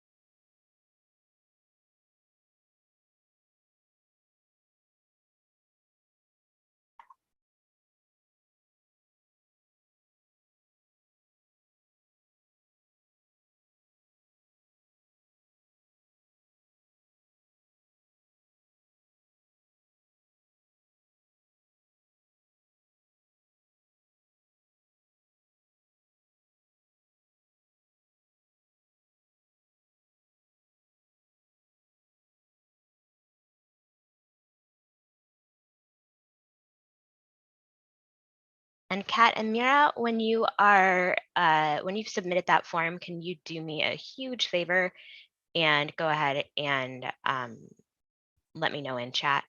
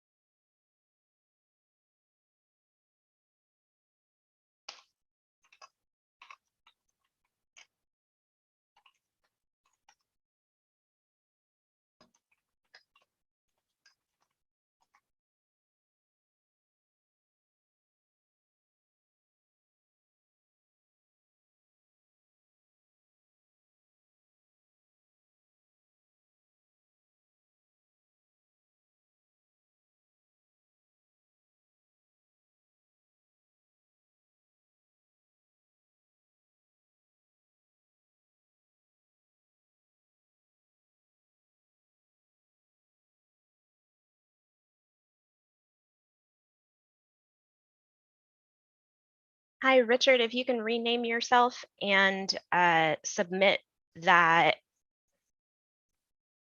video release form while we wait for the judges. Oh, I just signed the form and I'll rename myself Okay, then. wonderful, thank you. Thank you.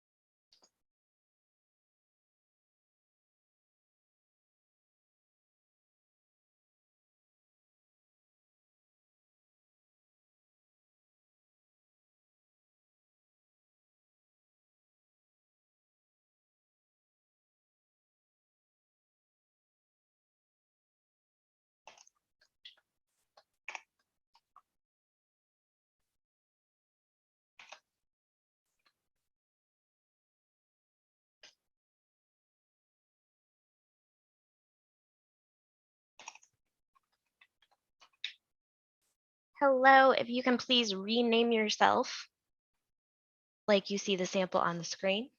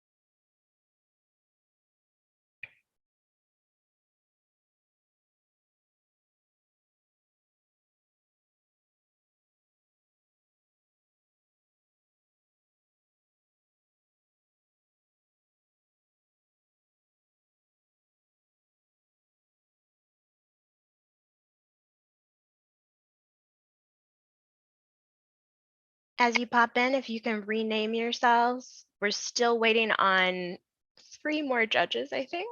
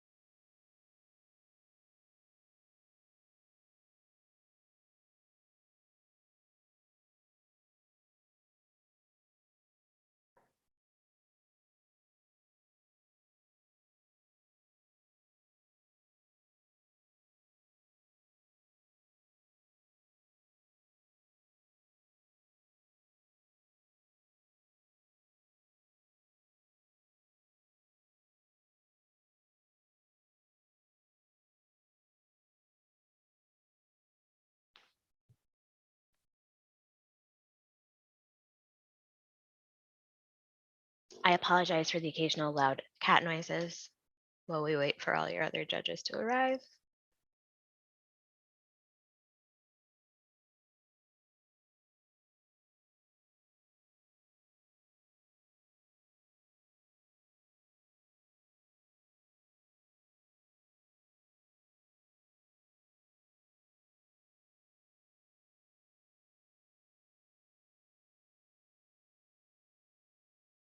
Looks like we're having some judging switches, so we appreciate your patience. In the meantime, we are so proud of you and excited to listen to your amazing after dinner speeches. And we know that they're going to be funny and impactful. And we're just really glad that you're here with us. Even Wilma, who keeps meowing at me, is very glad you're here with us.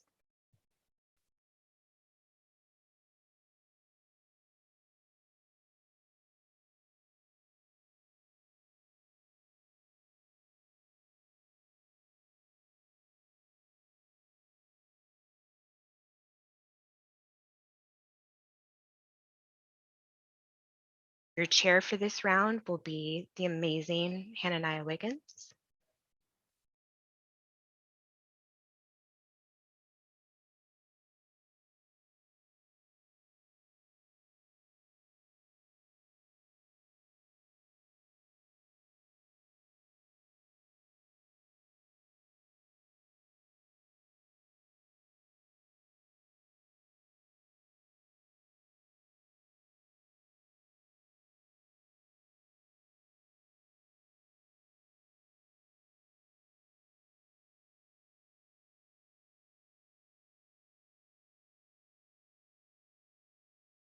All of you amazing and lovely competitors have filled out your video release form, so I won't have to nag you in between performances. So we're excited about that. Yes, the iconic Hananiah.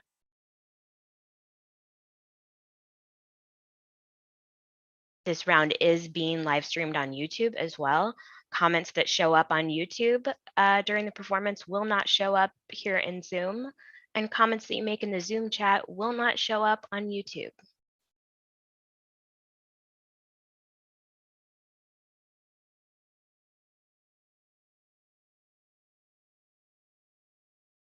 Everyone but observers particularly, we highly encourage you to show your excitement for every single performer in chat before and after their performances.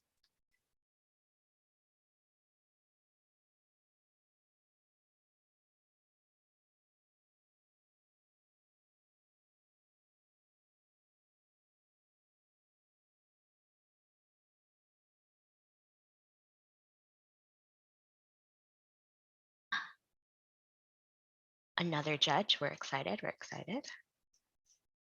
Just two more and I'll complete my set.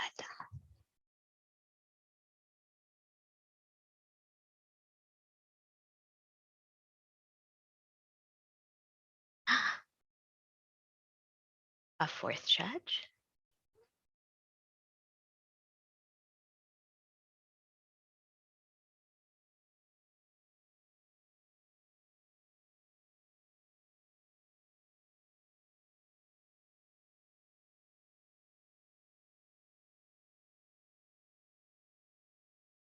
As we wait here, I'm your disembodied voice, Sarah. I won't be talking much after the performances start. If you haven't been in one of these rounds before, I will, for security reasons, lock your mics and your cameras off once the performer has taken the stage. So don't panic too much.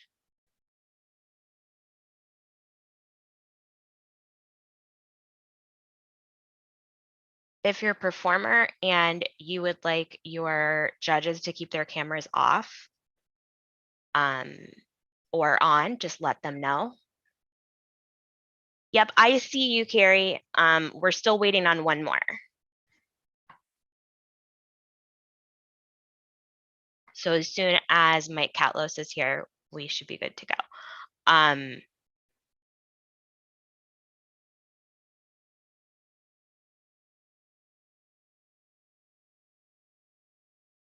Oh, ADS competitors. Do any of you need to share? Do you have visual aids that you need to share screen with? If so, just let me know.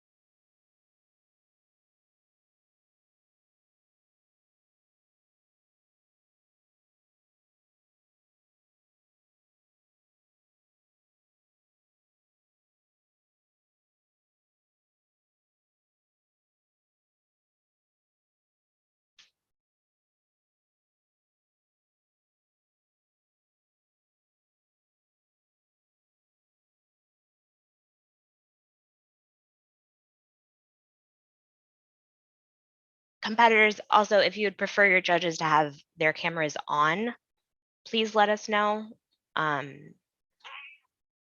may, if you want cameras on, I may turn them off at some time during your performance. Just if the bandwidth looks like your video's degraded at all.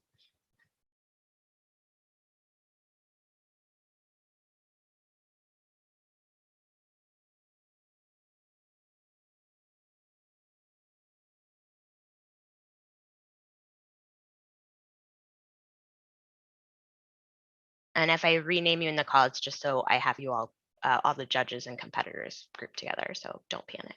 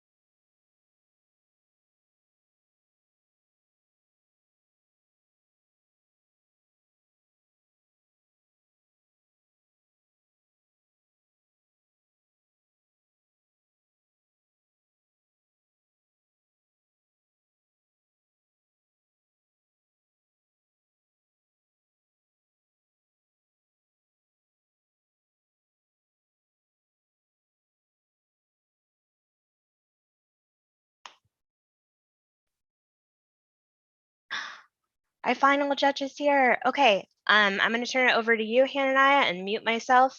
I'll run the security and stuff, and if y'all need me to do anything else, you just let me know. When they would have removed my gun. Hi, y'all. I am so sorry. I just found out that this ballot was pushed to me. I did not get any emails, so I apologize. I'm here though. You are fine. You are not alone. I also received the ballot very impromptu. So that's all good. I'm going to read our lovely open door policy. As soon as I find it. Okay. The NFA is committed to providing safe performance spaces for all competitors and judges. We acknowledge the art of performance may be a healing process and/or opportunity to speak on important topics. As a performer, it is impossible to know all the ways in which content or performance may unintentionally harm or trigger members of our audience. To better serve our competitors, we will be honoring the open door practice during the national tournament.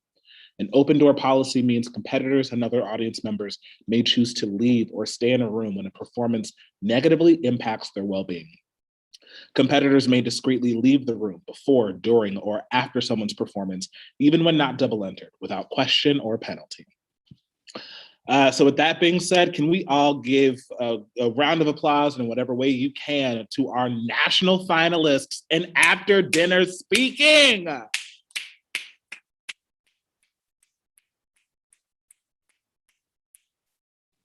This year has been rough in a lot of ways, but the ability to make us laugh is something that we applaud you and thank you for at all times. So thank you so much for your gift and what you do for this activity. Quick roll call. Do we have David? Yes, I am here. Perfect. Do you have anywhere else to be? I do not. Richard, do we have you here? I am here. Do you have anywhere else to be? I do not. Kat, do we have you here? Yes. Do you have anywhere else you need to be? Not at all.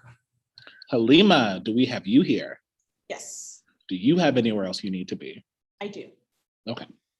Anna, do we have you here? Yes, Do you have anywhere else you need to be? I do. Okay. And Mira, do we have you here? Yes. Do you have anywhere else you need to be? No. Okay. So we will get started with our first national finalist and after dinner speaking, Halima.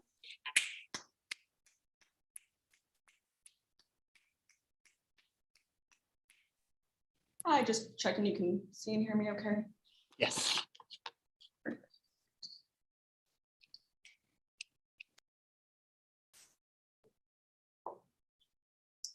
So online speech has been really detrimental for my mental health because I need attention to survive. So I will be stimulating an audience by laughing at my own jokes.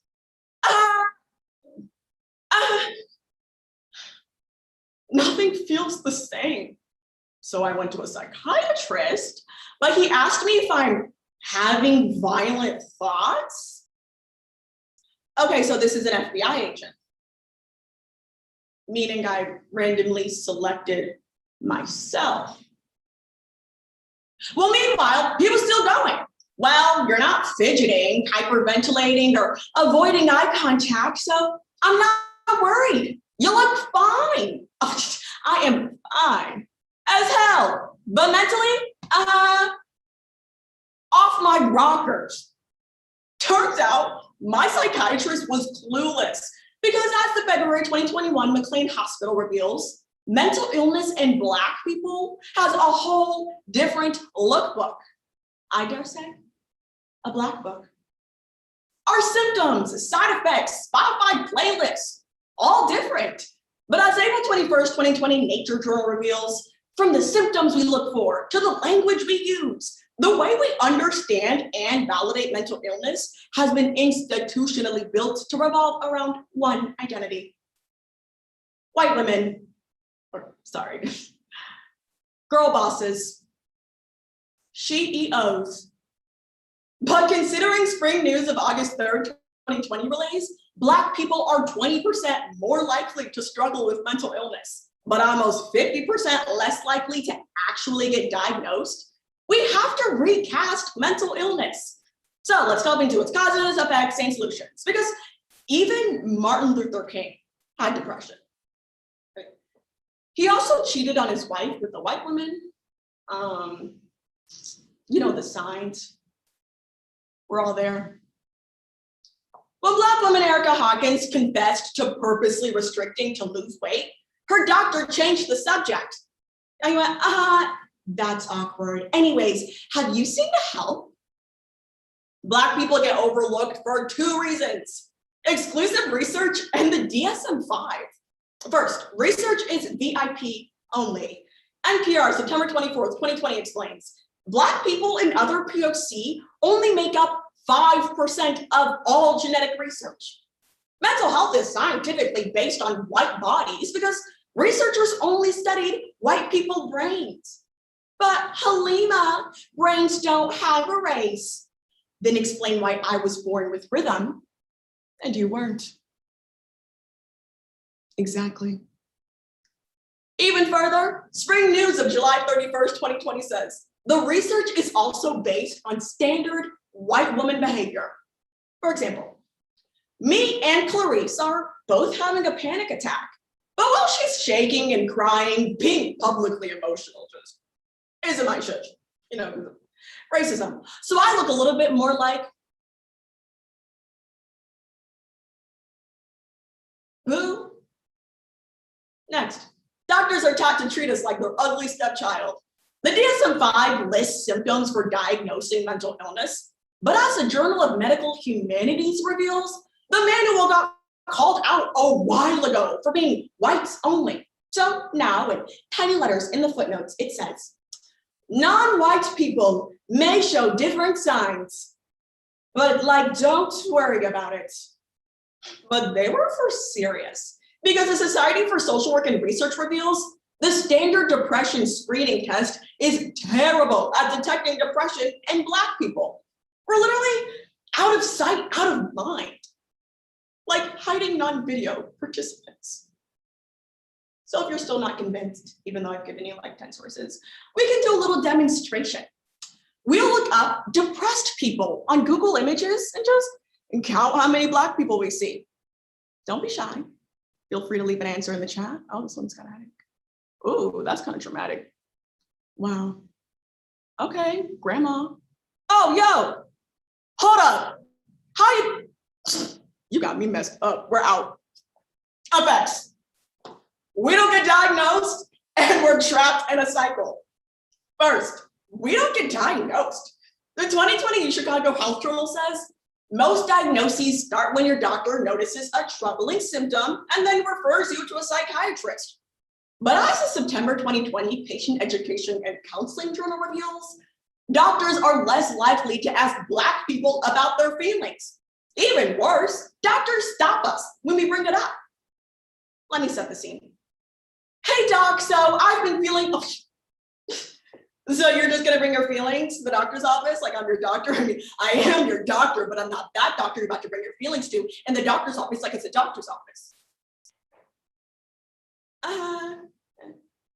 No, too painful. Noted. Next, Black people stay mentally ill forever. As of January 7th, 2019, American Psychological Association practically snitches. White people can't tell our facial expressions apart. Oh, 2 white judges, you think you're the exception? That's fine. How do I look here? How do I feel? Ecstatic. Okay, that's fine. How do I feel here? Pure rage. And you also failed the racism pop quiz because these aren't even me. It is clearly up to us to recognize our own symptoms. Not because of systemic racism and trauma. The aforementioned New Chicago Health Journal says, we overwhelmingly express our mental struggles by complaining about its physical side effects. Yeah, so instead of feeling on edge or depressed, we report headaches, back pain, trouble sleeping, and more, all symptoms that are easily dismissed. So for generations, we get Robitussin and a pat on the back instead of what we deserve. 40 acres and a singular Lexapro. Black woman Lauren Carson never associated her uncontrollable anger with depression, so she only told her doctor about her poor appetite. It wasn't until her first suicide attempt at 19 that the alarm bells went off. I like to imagine they sounded a lot like this.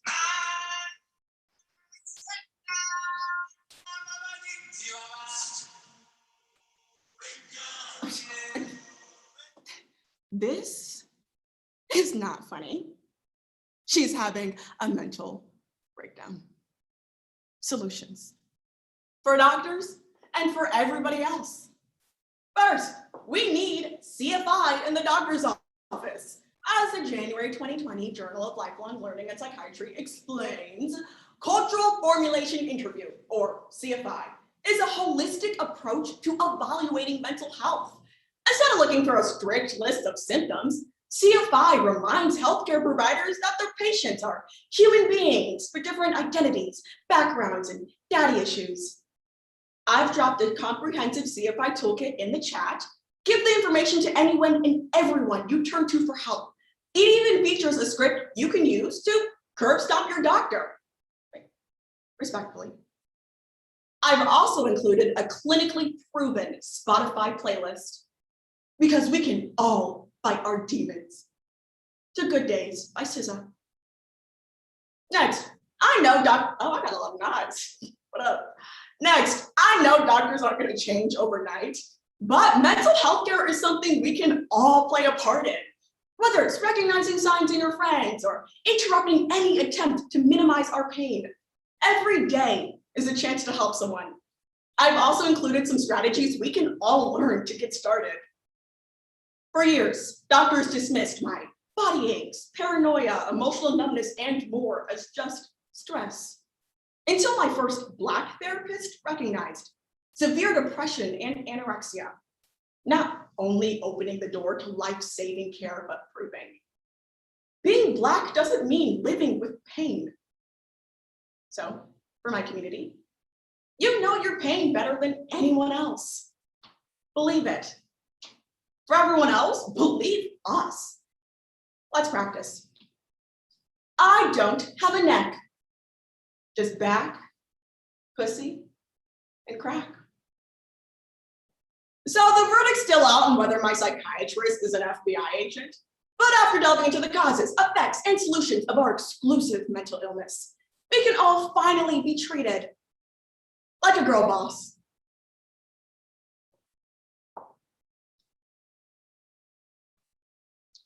May I be excused to my next round, please? Yes, please. Have fun, everyone.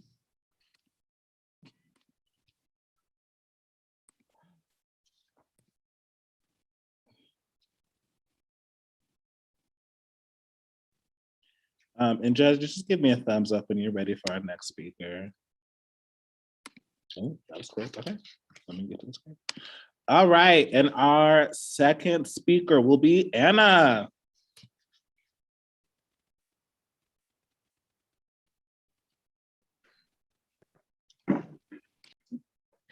And can everyone hear and see me well?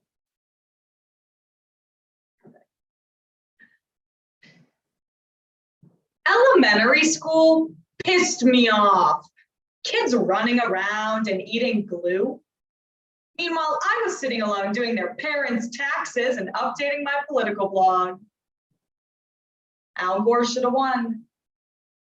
But by my 20s, I realized something about me might be off. I have auditory sensitivities. I hyperfixate on details and I hate certain fabrics. Polyester can choke. This was my last clean shirt. But when I realized that these things weren't normal, I went to a specialist and discovered I have autism and I've been living undiagnosed. The Organization for Autism Research explains women are 43% less likely to be diagnosed with autism, instead misdiagnosed with something else. My doctor diagnosed me with cardiomyopathy and lactose intolerance. Oops.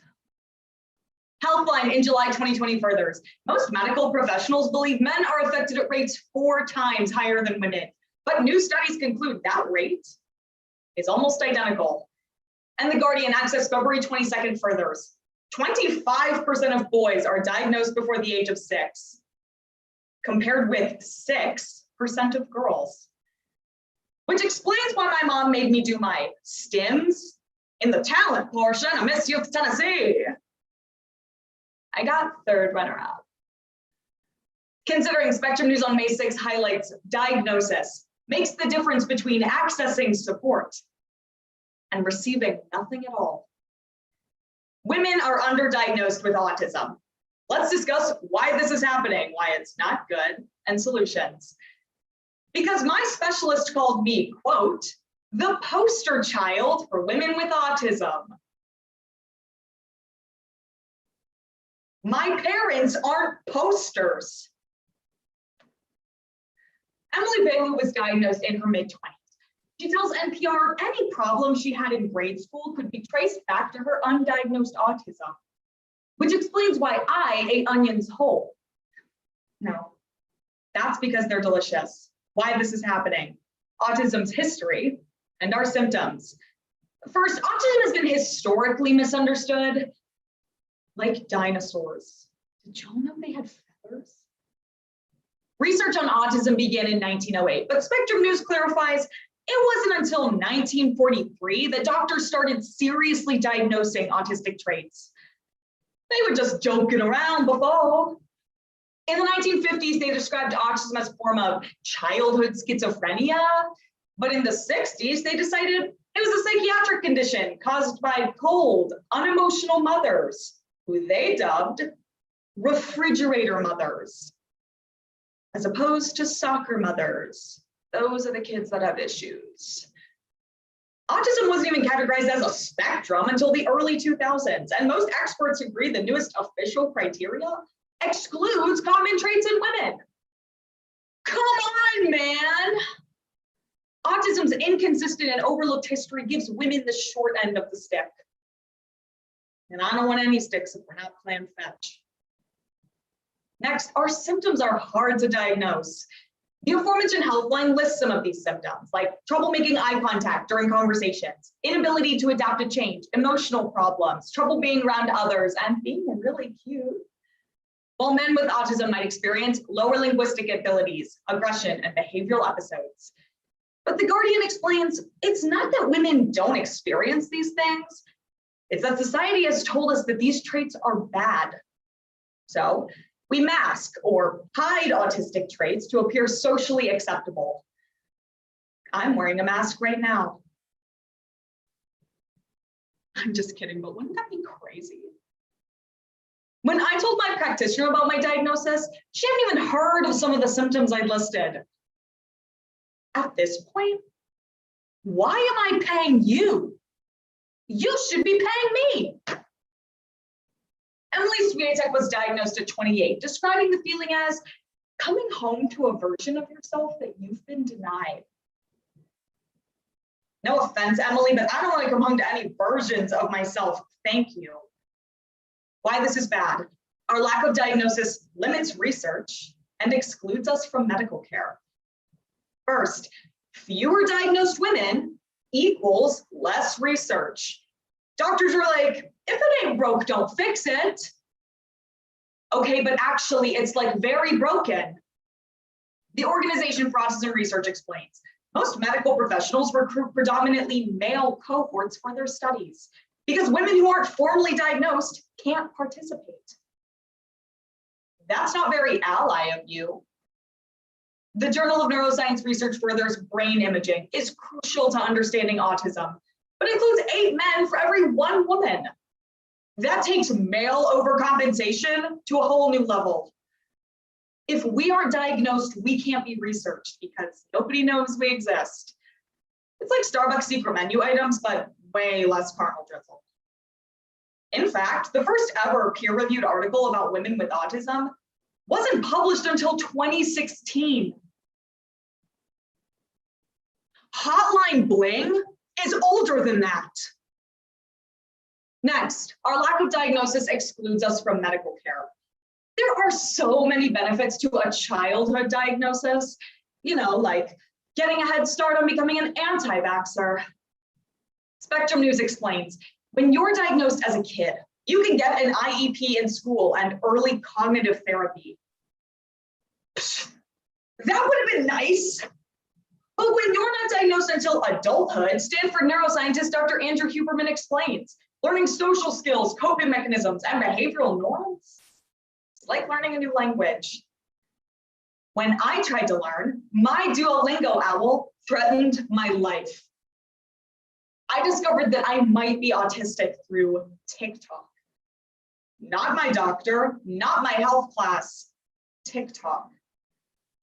While I'm grateful for my eventual diagnosis, I can't help but wonder what difficulties and embarrassment I could have avoided. My life could have been a whole lot easier. But at least I know how to renegade. When Valerie Paradise finally got her diagnosis, she explained, my invisibility as a person with autism is because I'm a woman. My invisibility is because I got bit by a snake. We can't keep letting this happen, but it's unrealistic to think we're going to educate every health professional. So, solutions for those that aren't autistic and those that might be. First, if you're not autistic, you can still help us to get diagnosed. I've created a handout of autism signs in women, and with this, you might be able to spot these signs in your young cousins, siblings, even your own children. I've also included ways to approach a person you think is struggling with undiagnosed ASD. Spoiler alert, it doesn't involve walking up to them and going, hey, you might have autism. What? No, way subtler measures that will still be understood by a person with ASD or their parent. Written by an autistic, so it's certified organic and sold at Trader Joe's, seasonally. Finally, maybe after hearing this, you realize you're undiagnosed, or maybe you've known for a while. Either way, I put my phone number and email address in the chat. Ooh, I feel like a YouTuber. Let's talk about it. Also, the Autistic Women and Non-Binary Network has a database of healthcare professionals that accommodate us, specifically doctors like gynecologists, whose offices are sensory-friendly for autistic people. I've also included coping mechanisms from the Autism Network and links to some TikTokers that I watched. Getting a diagnosis for autism can be hard. being autistic doesn't have to be. Or it can be. Your choice. I'm not. Elementary school sucked. Not because my political blog was shut down for endorsing communism, but because I had autism and didn't know it. We looked at why women are undiagnosed, why that's really bad, and some solutions. I've been using speech as a way to cope and manage my autism for the past 7 years. And while I've realized that it's extremely therapeutic, it's also a way for me to deliver this message to other people. We can literally save the lives of these young women. One diagnosis at a time. Sorry.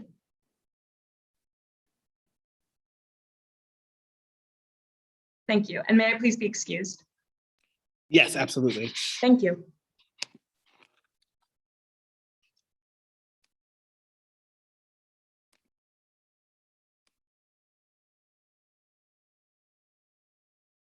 And judges, just let me know when you're ready for the next speaker. Perfect. All right, well, let's go back up to the top. Our next national finalist that will be speaking is David. And you can all see and hear me okay? Yes. Wonderful.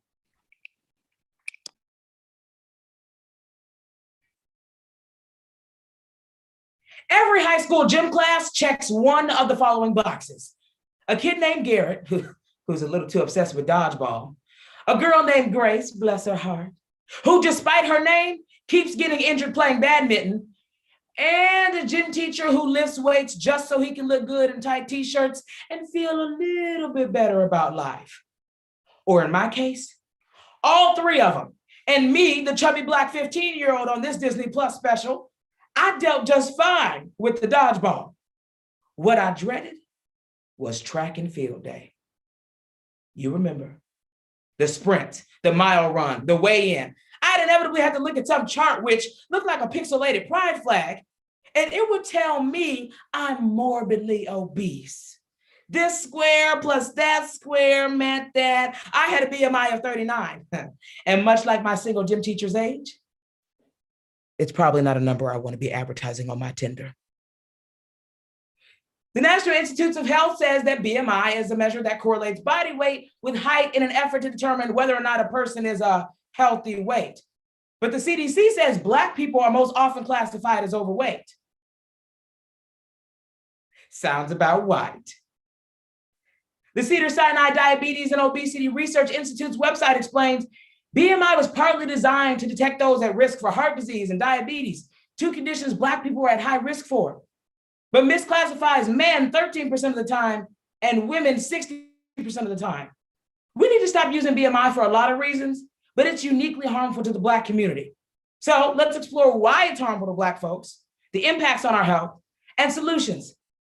Because after January, the only BMI we need to be talking about is the balding male insurrection.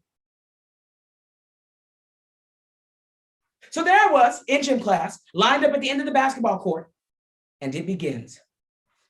The Fitness Gram Pacer test is a multi-stage aerobic capacity test that progressively gets more difficult as it continues. No shit. And then off I go.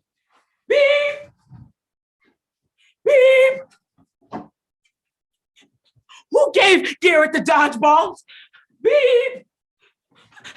And so I keep going until the first person drops out. Then I can retain my dignity and pant like a dog while puffing my inhaler in the corner. But my gym teacher didn't have a problem with me getting high off my inhaler. He had a problem with my BMI and highlights the causes: Caucasian persuasion and racism.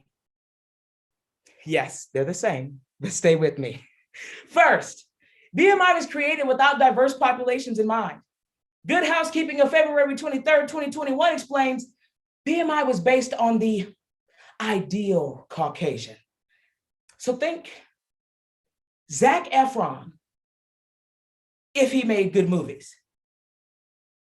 BMI was never designed to account for race or gender, but has been applied globally, even in places like Central Africa where white people are the minority. Side note, what are y'all doing in Africa? Relax on the mission trips. Dr. Sabrina Strings, a Black sociologist, told NPR on July 21st, 2020, BMI fails to consider genetics, culture, and environment. Just like you wouldn't take a kaleidoscope and look directly at the sun, you shouldn't be using BMI to determine your health because you'll go blind from the sun and whiteness. Second, BMI does not acknowledge how racism impacts Black bodies. Coined by Elizabeth Eisenhower at New York State University in Buffalo in 2001, supermarket redlining refers to the disinterest of large grocery chains to move to inner cities. So basically, white flight, but with produce. This sentiment is what creates the circumstances for food deserts. A study done by the Food Trust, a nonprofit focusing on food insecurity, found that Black communities have half the number of supermarkets as compared to white communities. Oh, so y'all got Whole Foods while we got 3/5 foods. I see you. From food insecurity and income inequality to Clay Aiken winning American Idol over Ruben Studdard, which was racist and fatphobic, just like BMI, we're experiencing trauma that can't be seen on a scale. Now, from what I hear, Adolf Quetelet, the guy who created BMI, was quite the queen in the late 1800s. He created a racist medical concept and Quetelet's drag race. And his first queen was Body Miss Index. And child, they asked her to lip sync for her life. And all she could do was sing numbers. And the queens she competed against were no better.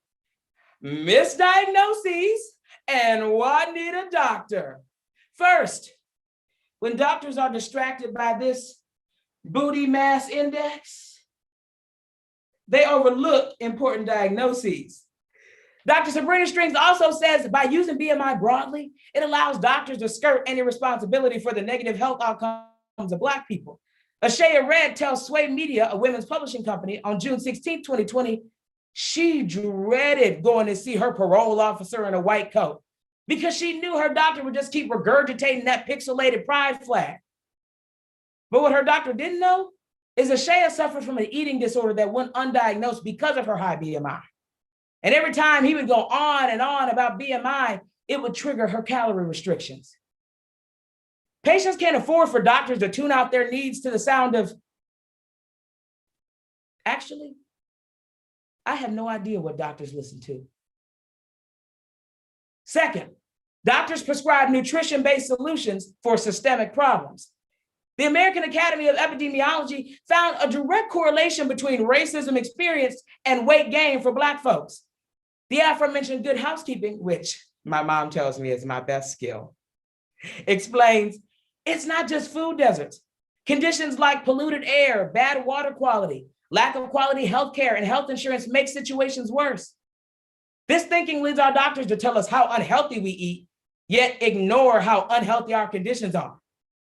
And I am not eating no kale.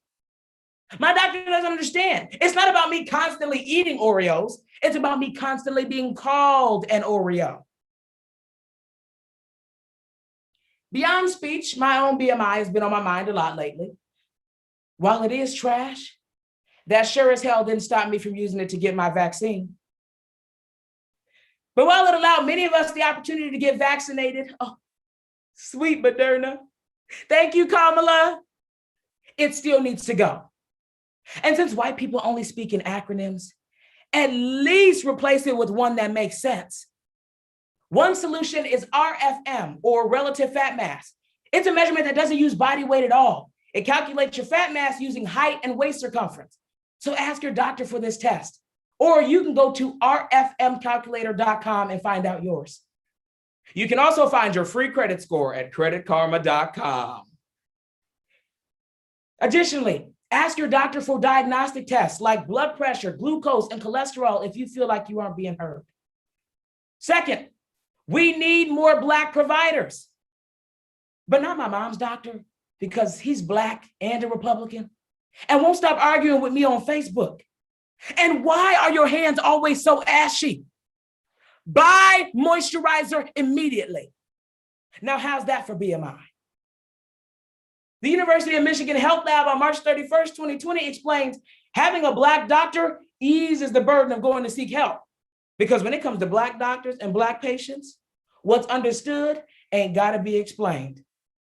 So go to blackdoctor.org, type in your zip code, and you'll be matched with a provider near you or online.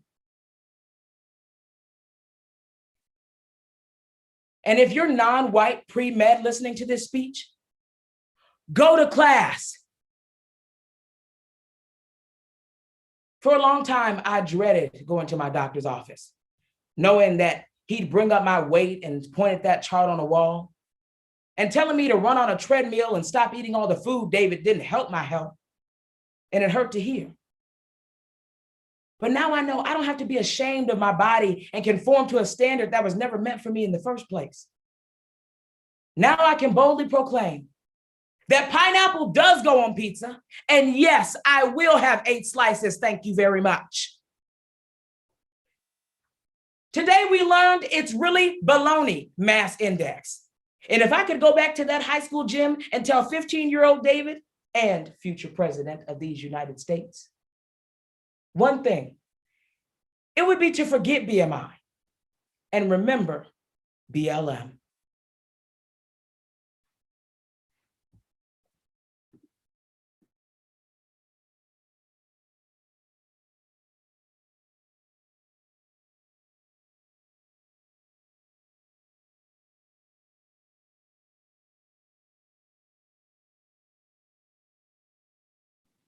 And judges, just give me a thumbs up when you're ready for our next speaker.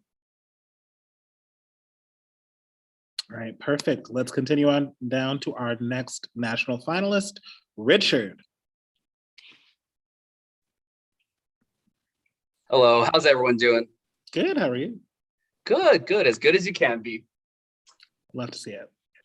And does this angle look cool, or should I push it back a little bit? You're good. All right, cool. And I am ready whenever y'all are.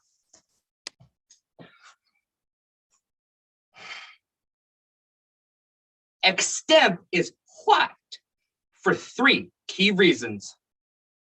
AFA finals, NFA finals, and I once watched an extemper look up from her note card to call Kim Jong-un the Chinese president.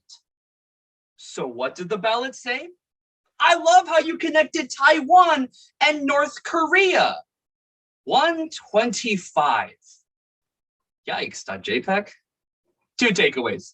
1, what the fuck was on that note card? And 2, extemp has a whiteness problem, because that's how we teach students to play the game. Exhibit A, a 2020 Mankato study. Extempers of color, especially women of color, feel that they have to work significantly harder for success compared to their white counterparts. Exhibit B, a 2011 Mankato study.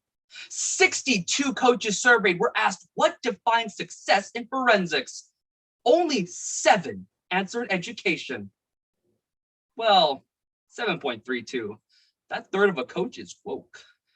But when our goals in extemp is about competition, the game, and winning it, we'll tend not to give half a shit about advocacy, inclusion, or respect. Just ask all the extempers of color in the last 6 years of AFA and NFA finals. All 24 of them out of 80. I knew about Farabera before I knew about substructure. But luckily, we just added 2 more today. And if no one else is gonna shout out these awesome extempers, these women of color, then I will shout them out. So thank you to Malia Rashid and Ramani Dixon for advocating for people of color in the extemp final today. Look, I can't tell you to just fire racist coaches or fund population serving schools. I've done that for years and y'all just threw away the handouts. But as an extemp coach myself, I can urge a fundamental pedagogy overhaul. Because when speech prioritizes gamifying extemp, competition over advocacy, it enables more whiteness than an AFA LP final judging panel. Like, seriously, go check. But I've only got 10 minutes for like 95 key reasons. So let's examine racism at 3 different levels in the extent process: questions, research, and content, with best practices following each. Because we already know the cause. Students of color are being told to play the game, not dismantle it. Oh, I'm sorry. Was that not enough?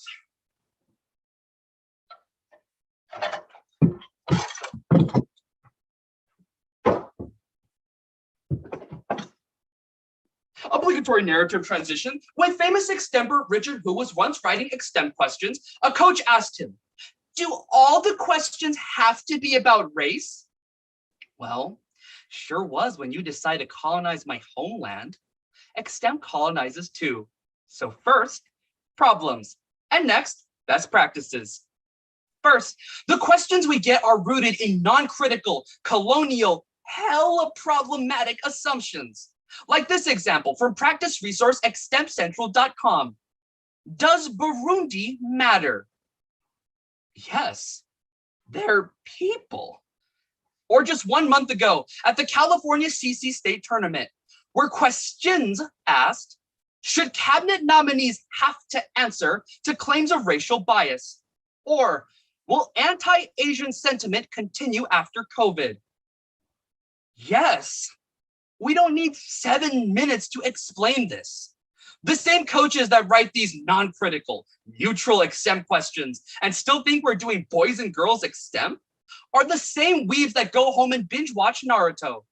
Don't you Nani me or Hokage me if you can't write better questions about people of color, because then speeches will take them for granted.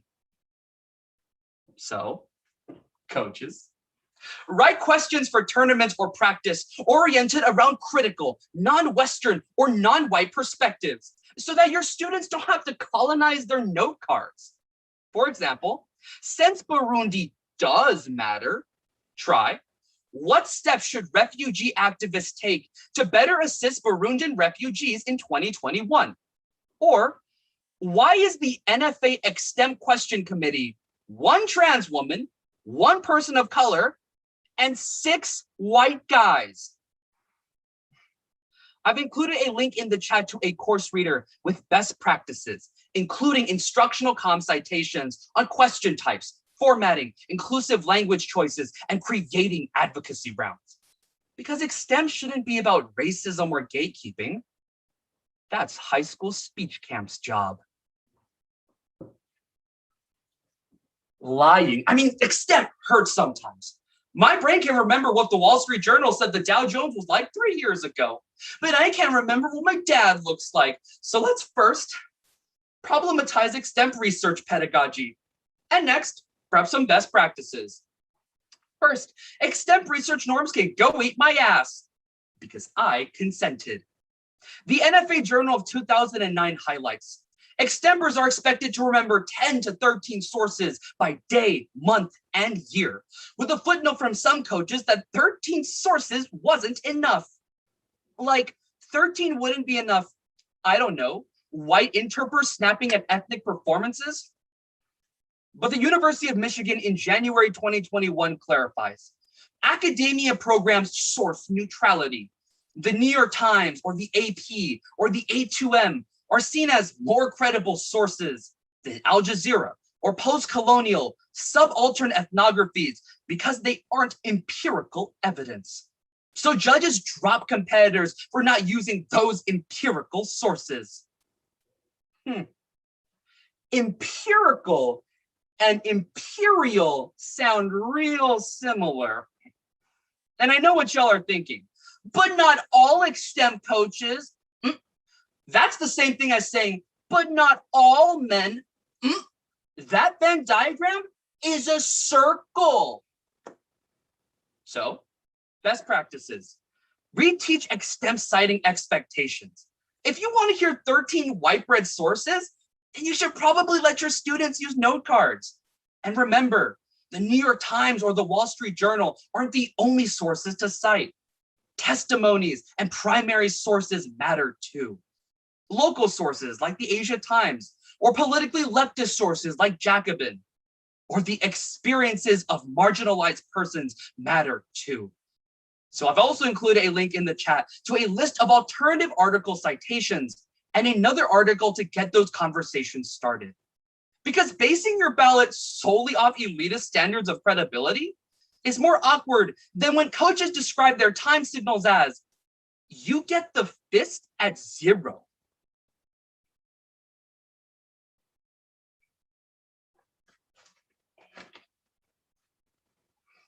I find this pleasurable. The Wall Street Journal supports fascism.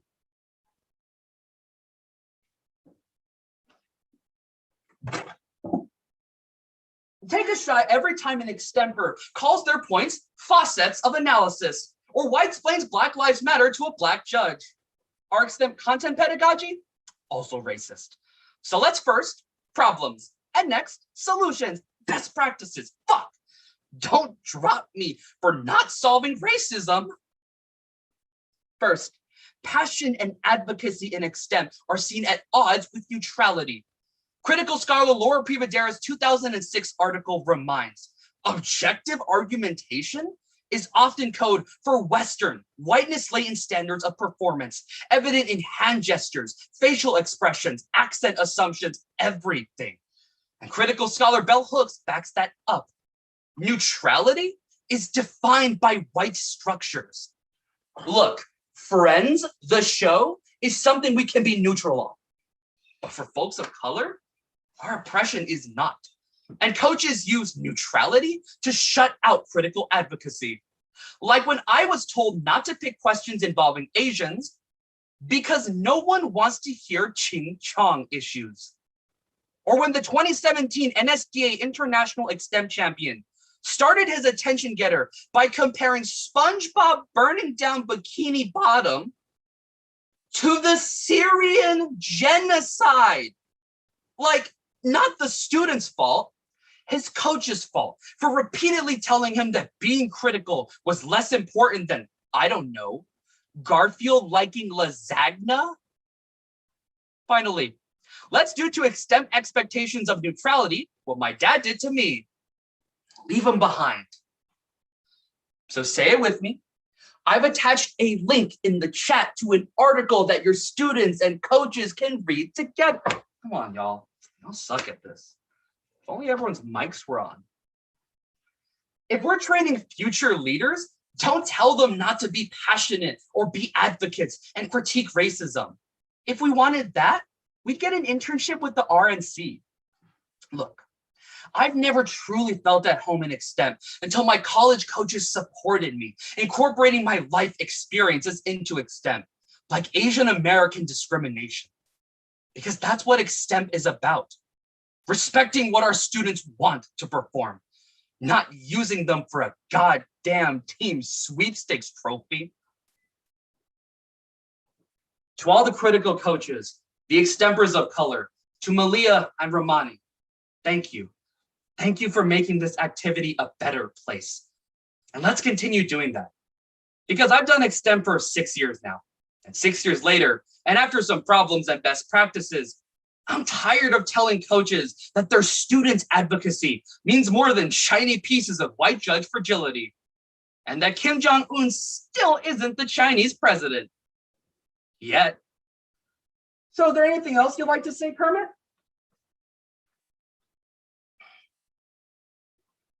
Cops are pigs.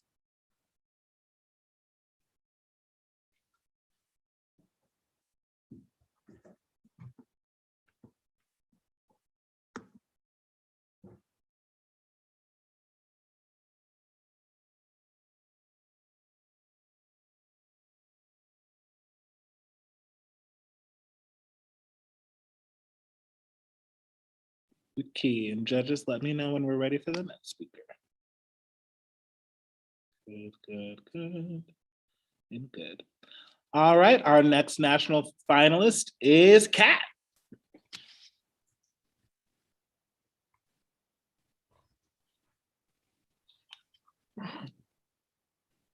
Zoom discriminates. That's not the topic of the speech. Please don't write that down. But for real, This whole Zoomiversity situation was built for people who have their shit together. Not fakes like me. See, I'll join my 8 a.m. chemistry class at a feisty hour of 7:59 a.m. And all of a sudden it's, hey, Kat, what have you been getting into? And I'm like, nothing. It's pretty hard to get into things when I can hardly get myself out of bed. What's wrong with doing class from bed? I'm literally in my bed right now. You guys like these PJs? They remind me that even in the midst of a pandemic, I still have to keep it profesh. But honestly, it can become really uncomfortable. And not just because the suit severely limits my mobility, you know, but because in the midst of all of this, no one actually enjoys pretending things are normal right now. Because let's face it, they're not. It's like as soon as we lost the normalcy of daily life, we had to fill all those gaps with at-home workouts and sourdough. Like, who's gonna eat all that sourdough, Susan? The kids need protein. Why, in the midst of a global pandemic that has brought us so much collective pain and hardship, have we become obsessed with maximizing self-optimization? Well, Doctor of Nursing Practice Emma Selby explains on October 3rd of 2020 that it's because we participate in a culture of toxic productivity, characterized with an obsession with doing more, followed by feelings of guilt, no matter how much we actually do. So today, let's have a conversation. Just you, I, and of course, the FBI. Talking about what toxic productivity looks like, how it's harmful, and how we can be better. Because honestly, this whole keeping up with appearances thing is getting a little bit out of hand. My coach told me I can't take off my suits when I'm off camera, and I was like, okay. But our first competition was 8 months ago. Randy, I'm getting musty. Another problem I have with Zoom is the name.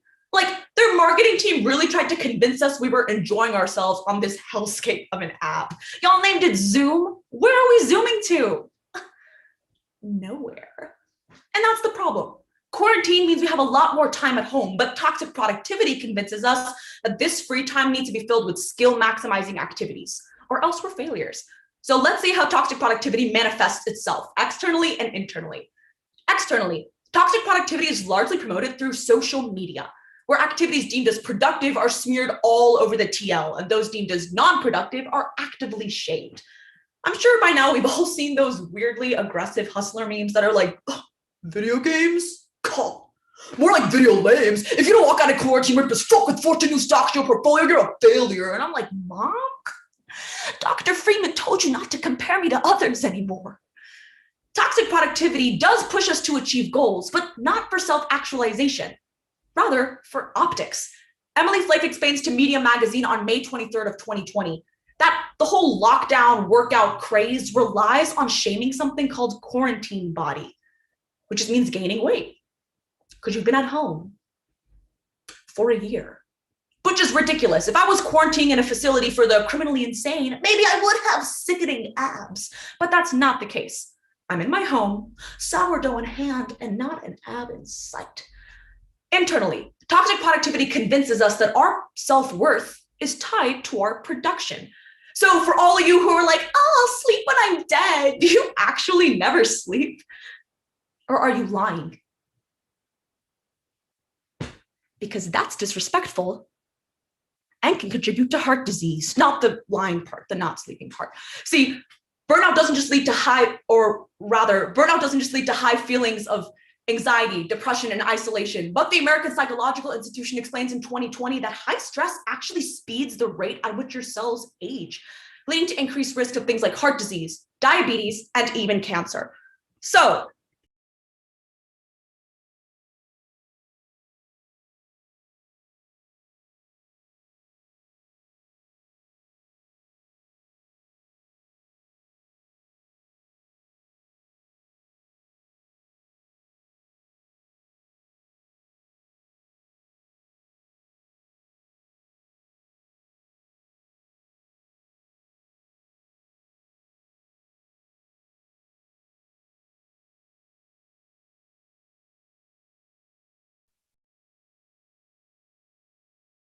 So it seems like we have lost her. Let's just wait a moment. We'll see. Oh, here she comes.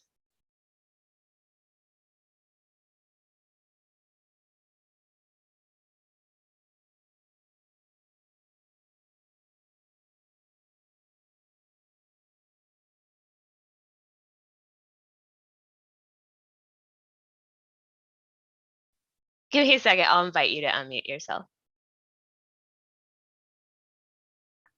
Actually, I'll just change those security settings for now.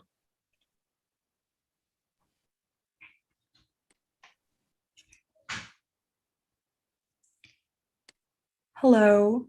Can Hi. all right? Yes, we can. Okay, my internet like just dropped for like a second, so I rejoined. If it's all right with the judges, can I start with the top of my first point? Yeah, absolutely. So wherever you need to, absolutely. All right, yeah, I'm really sorry about that, y'all.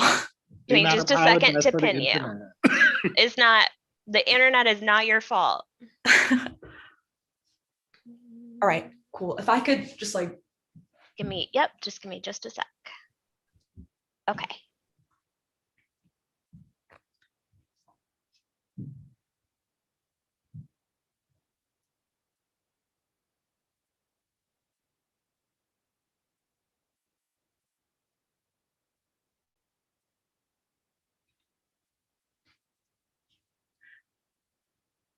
Another problem I have with Zoom is its reliance on internet connection. Honestly, forcing us to rely on this type of stuff only makes it inevitable that we're gonna have problems in round. So toxic productivity pushes us to achieve goals even in the midst of adverse circumstances. So let's see how it manifests itself externally and internally. Externally, toxic productivity is largely promoted through social media, where activities deemed as productive are smeared all over the TL and those deemed not productive are actively shamed. I'm sure by now we've all seen those weirdly aggressive hustler memes that are like, video games? More like video lames. If you don't walk out of quarantine with this fucking fortune you stock in your portfolio, you're a failure, bro. And I'm like, Mom? Dr. Freeman told you not to compare me to other people anymore. Toxic productivity does push us to achieve goals, not for self-actualization, but for optics. Emily Flake explains to the Medium magazine on May 23rd of 2020 that the workout craze trend of the pandemic relies on shaming something called quarantine body, which just means gaining weight because you've been at home for a year, which is ridiculous. If I was quarantining in a facility for the criminally insane, maybe I would have sickening abs, but that's not the case. I'm at home, sourdough in hand, and not an ab in sight. Internally, toxic productivity convinces us that our self-worth is tied to our production. Despite the world technically still being on hold, we're convinced we need to be just as productive now as we would have been pre-pandemic. And that leads to some problems. Stuart Dunn explains to the New Yorker magazine on August 17th of 2020 that this catch-up game of productivity blurs the lines between work hours and leisure hours.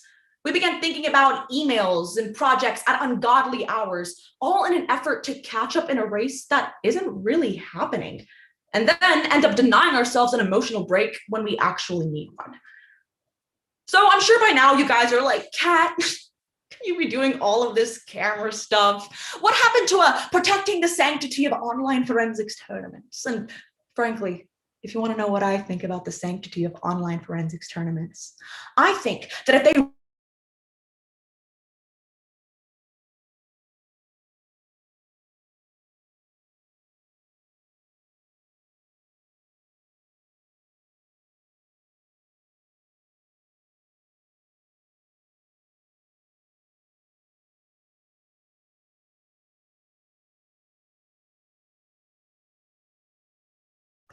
blood will be spilled on the third night. Did you guys miss some of that? For the best. Toxic productivity pushes us to extreme limits. So let's see how it can be harmful at a physical and social level.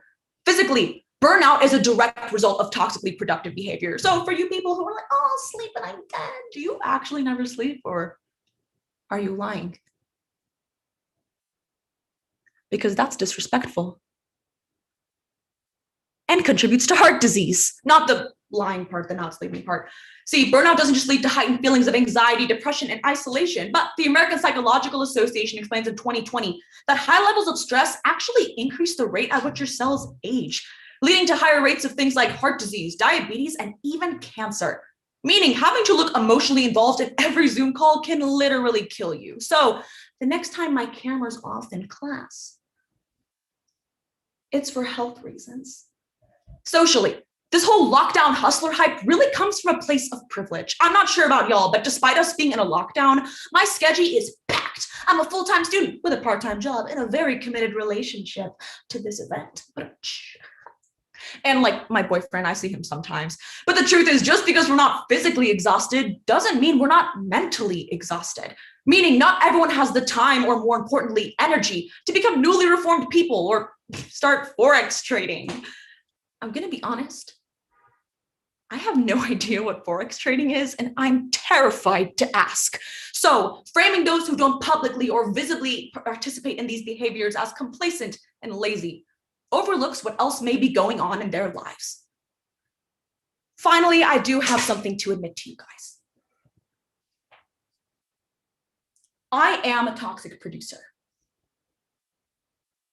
But so are all of us to a certain degree. And if anything, I think that makes it easiest to fix.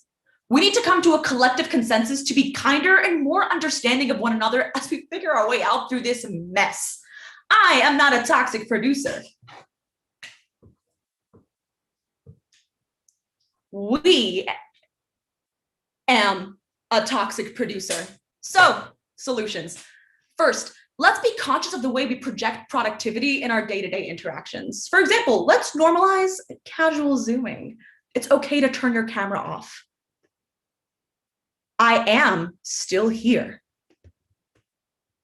But since I can't turn my camera on, we'll keep going. Next, if you need to take a break to go to the bathroom or eat something, that's okay. The Guardian explains on March 30th of 2020 that video conferencing culture makes it so that eating, drinking, wearing casual clothes on screen is seen as a taboo, which is ridiculous. If I was in a college classroom in, where are we? Illinois, this might be a little bit weird, but I'm not. I'm in my apartment, and so are most of you guys. So I don't know why we're pretending like we're not. Finally, leave time for yourselves to do nothing. And this is coming straight from the people who invented intelligence. Harvard Business Review explains on June 26th of 2020 that purposefully leaving your calendar blank means you have time to do whatever you desire without a specific goal in mind. So if you want to do yoga, don't be like, I must become the tree. Just do it for fun. If you want to talk to your friends, don't ask them about work or school. Ask them about their hobbies or what else is going on in their lives. But Doctor of Nursing Practice Emma Selby says the best thing to do is to just sit in your apartment and be mindful.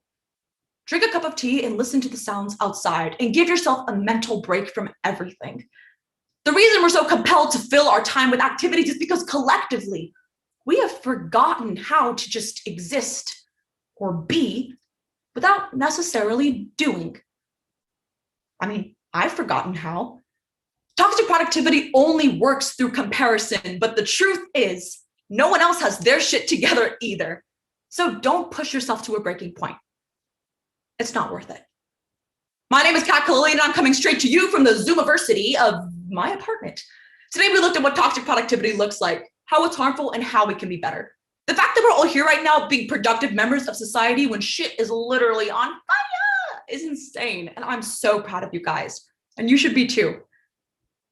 And if you say otherwise, you know how I feel about lying. Also, if you want to sign the petition to help me get the suit off, please find me after the round. I'll be just outside.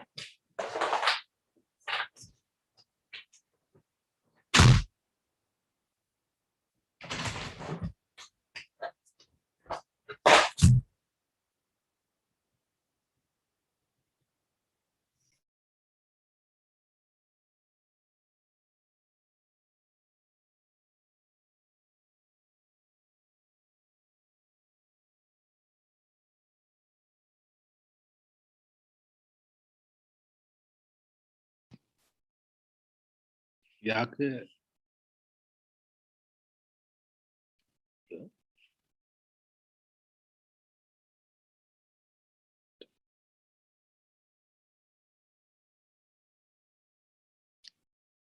Tyler, you good? Okay, cool. I just know. All right, and our final national finalist for After Dinner Speaking, let's welcome Mira. Did I say your name right? Yes, you did. Thank you for asking. And can everyone see and hear me okay? Okay, perfect. And are all of my judges ready? So I've been to quite a few Indian restaurants. And what I've learned is that every single Indian spot in the US loves taking twists on traditional Indian dishes. Oh, you want butter chicken? How about McNuggets with a stick of butter melted on top? Want to try some of our fresh naan? How about avocado toast? Made with naan. Every single one of these places always has one major tell that reveals just how bad their food is. There were never any actual, Indian people eating at the restaurant. If the only people you see are wearing chacos and cargo shorts, that's not an authentic Indian restaurant.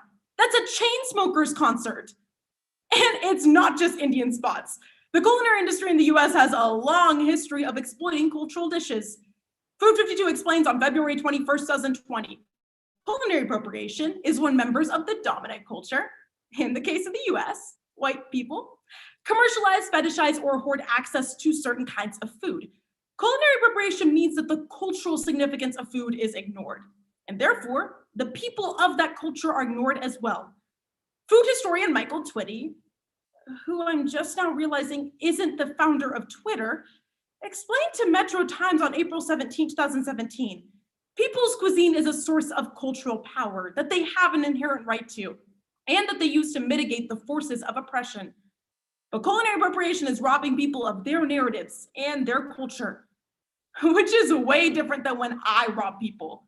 What culture does Target have? It literally says to target it. Everyone starts stealing now. So today, let's understand the cause of culinary appropriation, how it affects us, and understand ways to respect a cuisine's cultural value. Because I can't keep eating whitewashed Indian food. I have a real taste for turmeric. And I'm deathly allergic to mediocrity. There's this one Indian spot that I went to called A Taste of India. And let me tell you, if India really did taste like that, maybe the British would have left earlier.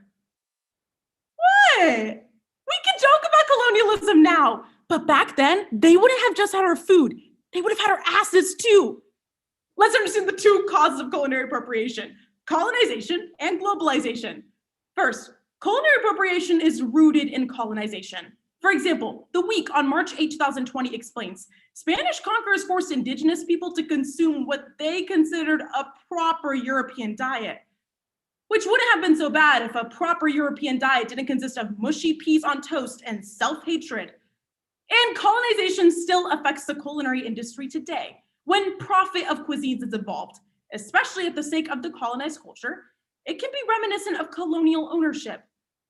And ownership of people's cultures is bad. Actually, I'm a communist, so all ownership is bad. Got a dog? Let it run free. A house? Open the doors. An air fryer? Throw that shit away. I just don't get the hype. Through colonization, food from different cultures was taken and spread, often without any regard for cultural significance. Second, globalization has also contributed to culinary appropriation. A report from the Food and Agricultural Organization of the United Nations explains that because of globalization, food is constantly on the move, disconnecting from its cultural roots and forming new hybrid foods, especially in Western countries. There's been a change in worldwide food systems, leading to local cultures and food traditions disappearing completely. Like my family's tradition of smashing kids' faces into their birthday cakes. Look, if I had to get my face smashed into a cake, then so do my cousins. I don't care about those kids, especially Rachel. She had the audacity to come to the last family function in cargo shorts, so I had no choice but to slash her tires. She's not going anywhere in that outfit. There's another Indian place that I went to called India Garden. I should have known something was off when the only 3 people I saw working in the kitchen were named Chad, Brad, and Thad. So I tried to play it safe and ordered the chicken tikka masala. So tell me why my waiter brought me out a bowl of tomato soup, a plate of undercooked chicken, and had the audacity to tell me it was deconstructed chicken tikka masala. Dude, bring that to me one more time. I'll deconstruct your ass. Let's understand the 2 effects of culinary appropriation: culture for profit and conforming to whiteness. First, culture for profit. While the spread of cultures may not seem harmful, exploiting cultures for profit degrades them and the people within that culture. Unless you're white. They love to sell cultural things like Confederate flags, Westboro Baptist merch, and RNC tickets. The Great Courses Daily explains on February 15, 2019, 2 white American women opened up a Mexican food cart whose menu was basically ripped off of people that they saw cooking on a trip to Puerto Nuevo in Baja California. And you know they probably didn't serve cilantro because it tastes like soap or whatever. Bunch of Beckies with weak-ass genes. By ripping off a menu that sold culturally significant food, they didn't view food as a sacred part of culture, but instead as an opportunity to make profit. Second, conforming to whiteness. The Guardian on August 10, 2018 explains the problem comes when making a food a better fit for white taste is automatically equated with making it better. And since when has fitting something to white taste ever made something better? I mean, have y'all ever actually eaten meatloaf? Even I know there are better ways to eat meat. And I'm vegetarian. The culinary industry in the US serves white interests no matter where you are. For example, Bloomberg City Lab on November 17, 2017 explains, downtown Detroit's culinary scene is almost exclusively white in a majority Black city. Patterns like this force Black, Indigenous people of color to adhere to racist expectations just to make it in the industry. For me, food has always been a direct connection to my culture. It's how my family expresses love, care, and tradition. Like them slamming my face into a cake. I still taste icing every time I blink. Culinary appropriation reflects a very blatant disregard for people's identities. My identity. It isn't just theft, it's dehumanization. So let's reflect. First, people are quick to label food as the great equalizer, but claims like this ignore the many ways that food is inherently political. Like the other day, I was at Trader Joe's and a carton of oat milk asked me if I would phone bank for Joe Biden. Had to check the expiration date on that one. Totally last November. The Standard on June 17, 2020 explains, food has always been closely linked to social justice. From the politics that determines who has access to food, to the many ways systemic racism affects the ways that we see certain kinds of food.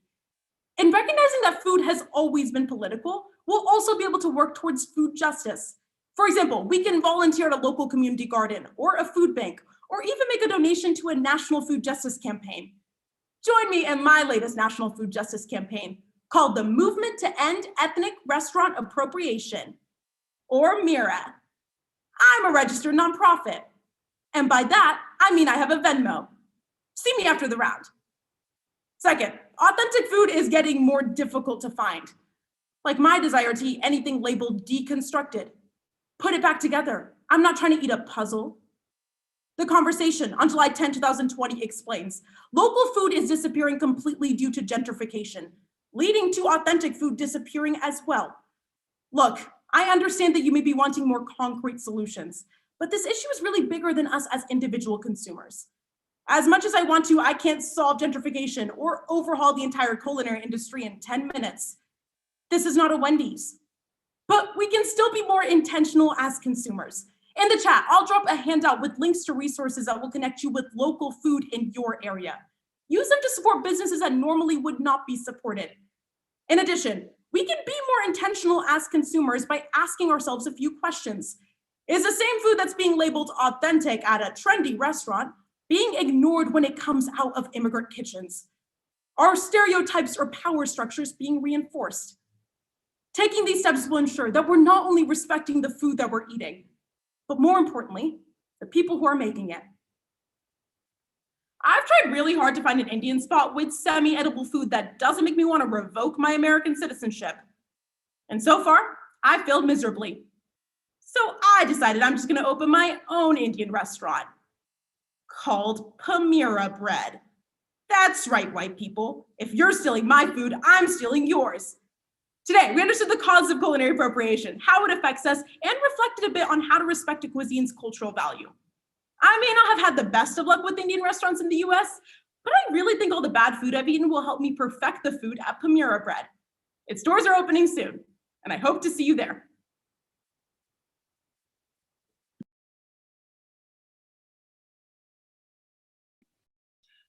Can we give it up one more time for all of our national finalists and after dinner speaking? Oh my God. Y'all made me laugh so hard. Congratulations. Good luck at awards. And hopefully someday soon we'll all get to have a tournament together. We're in person.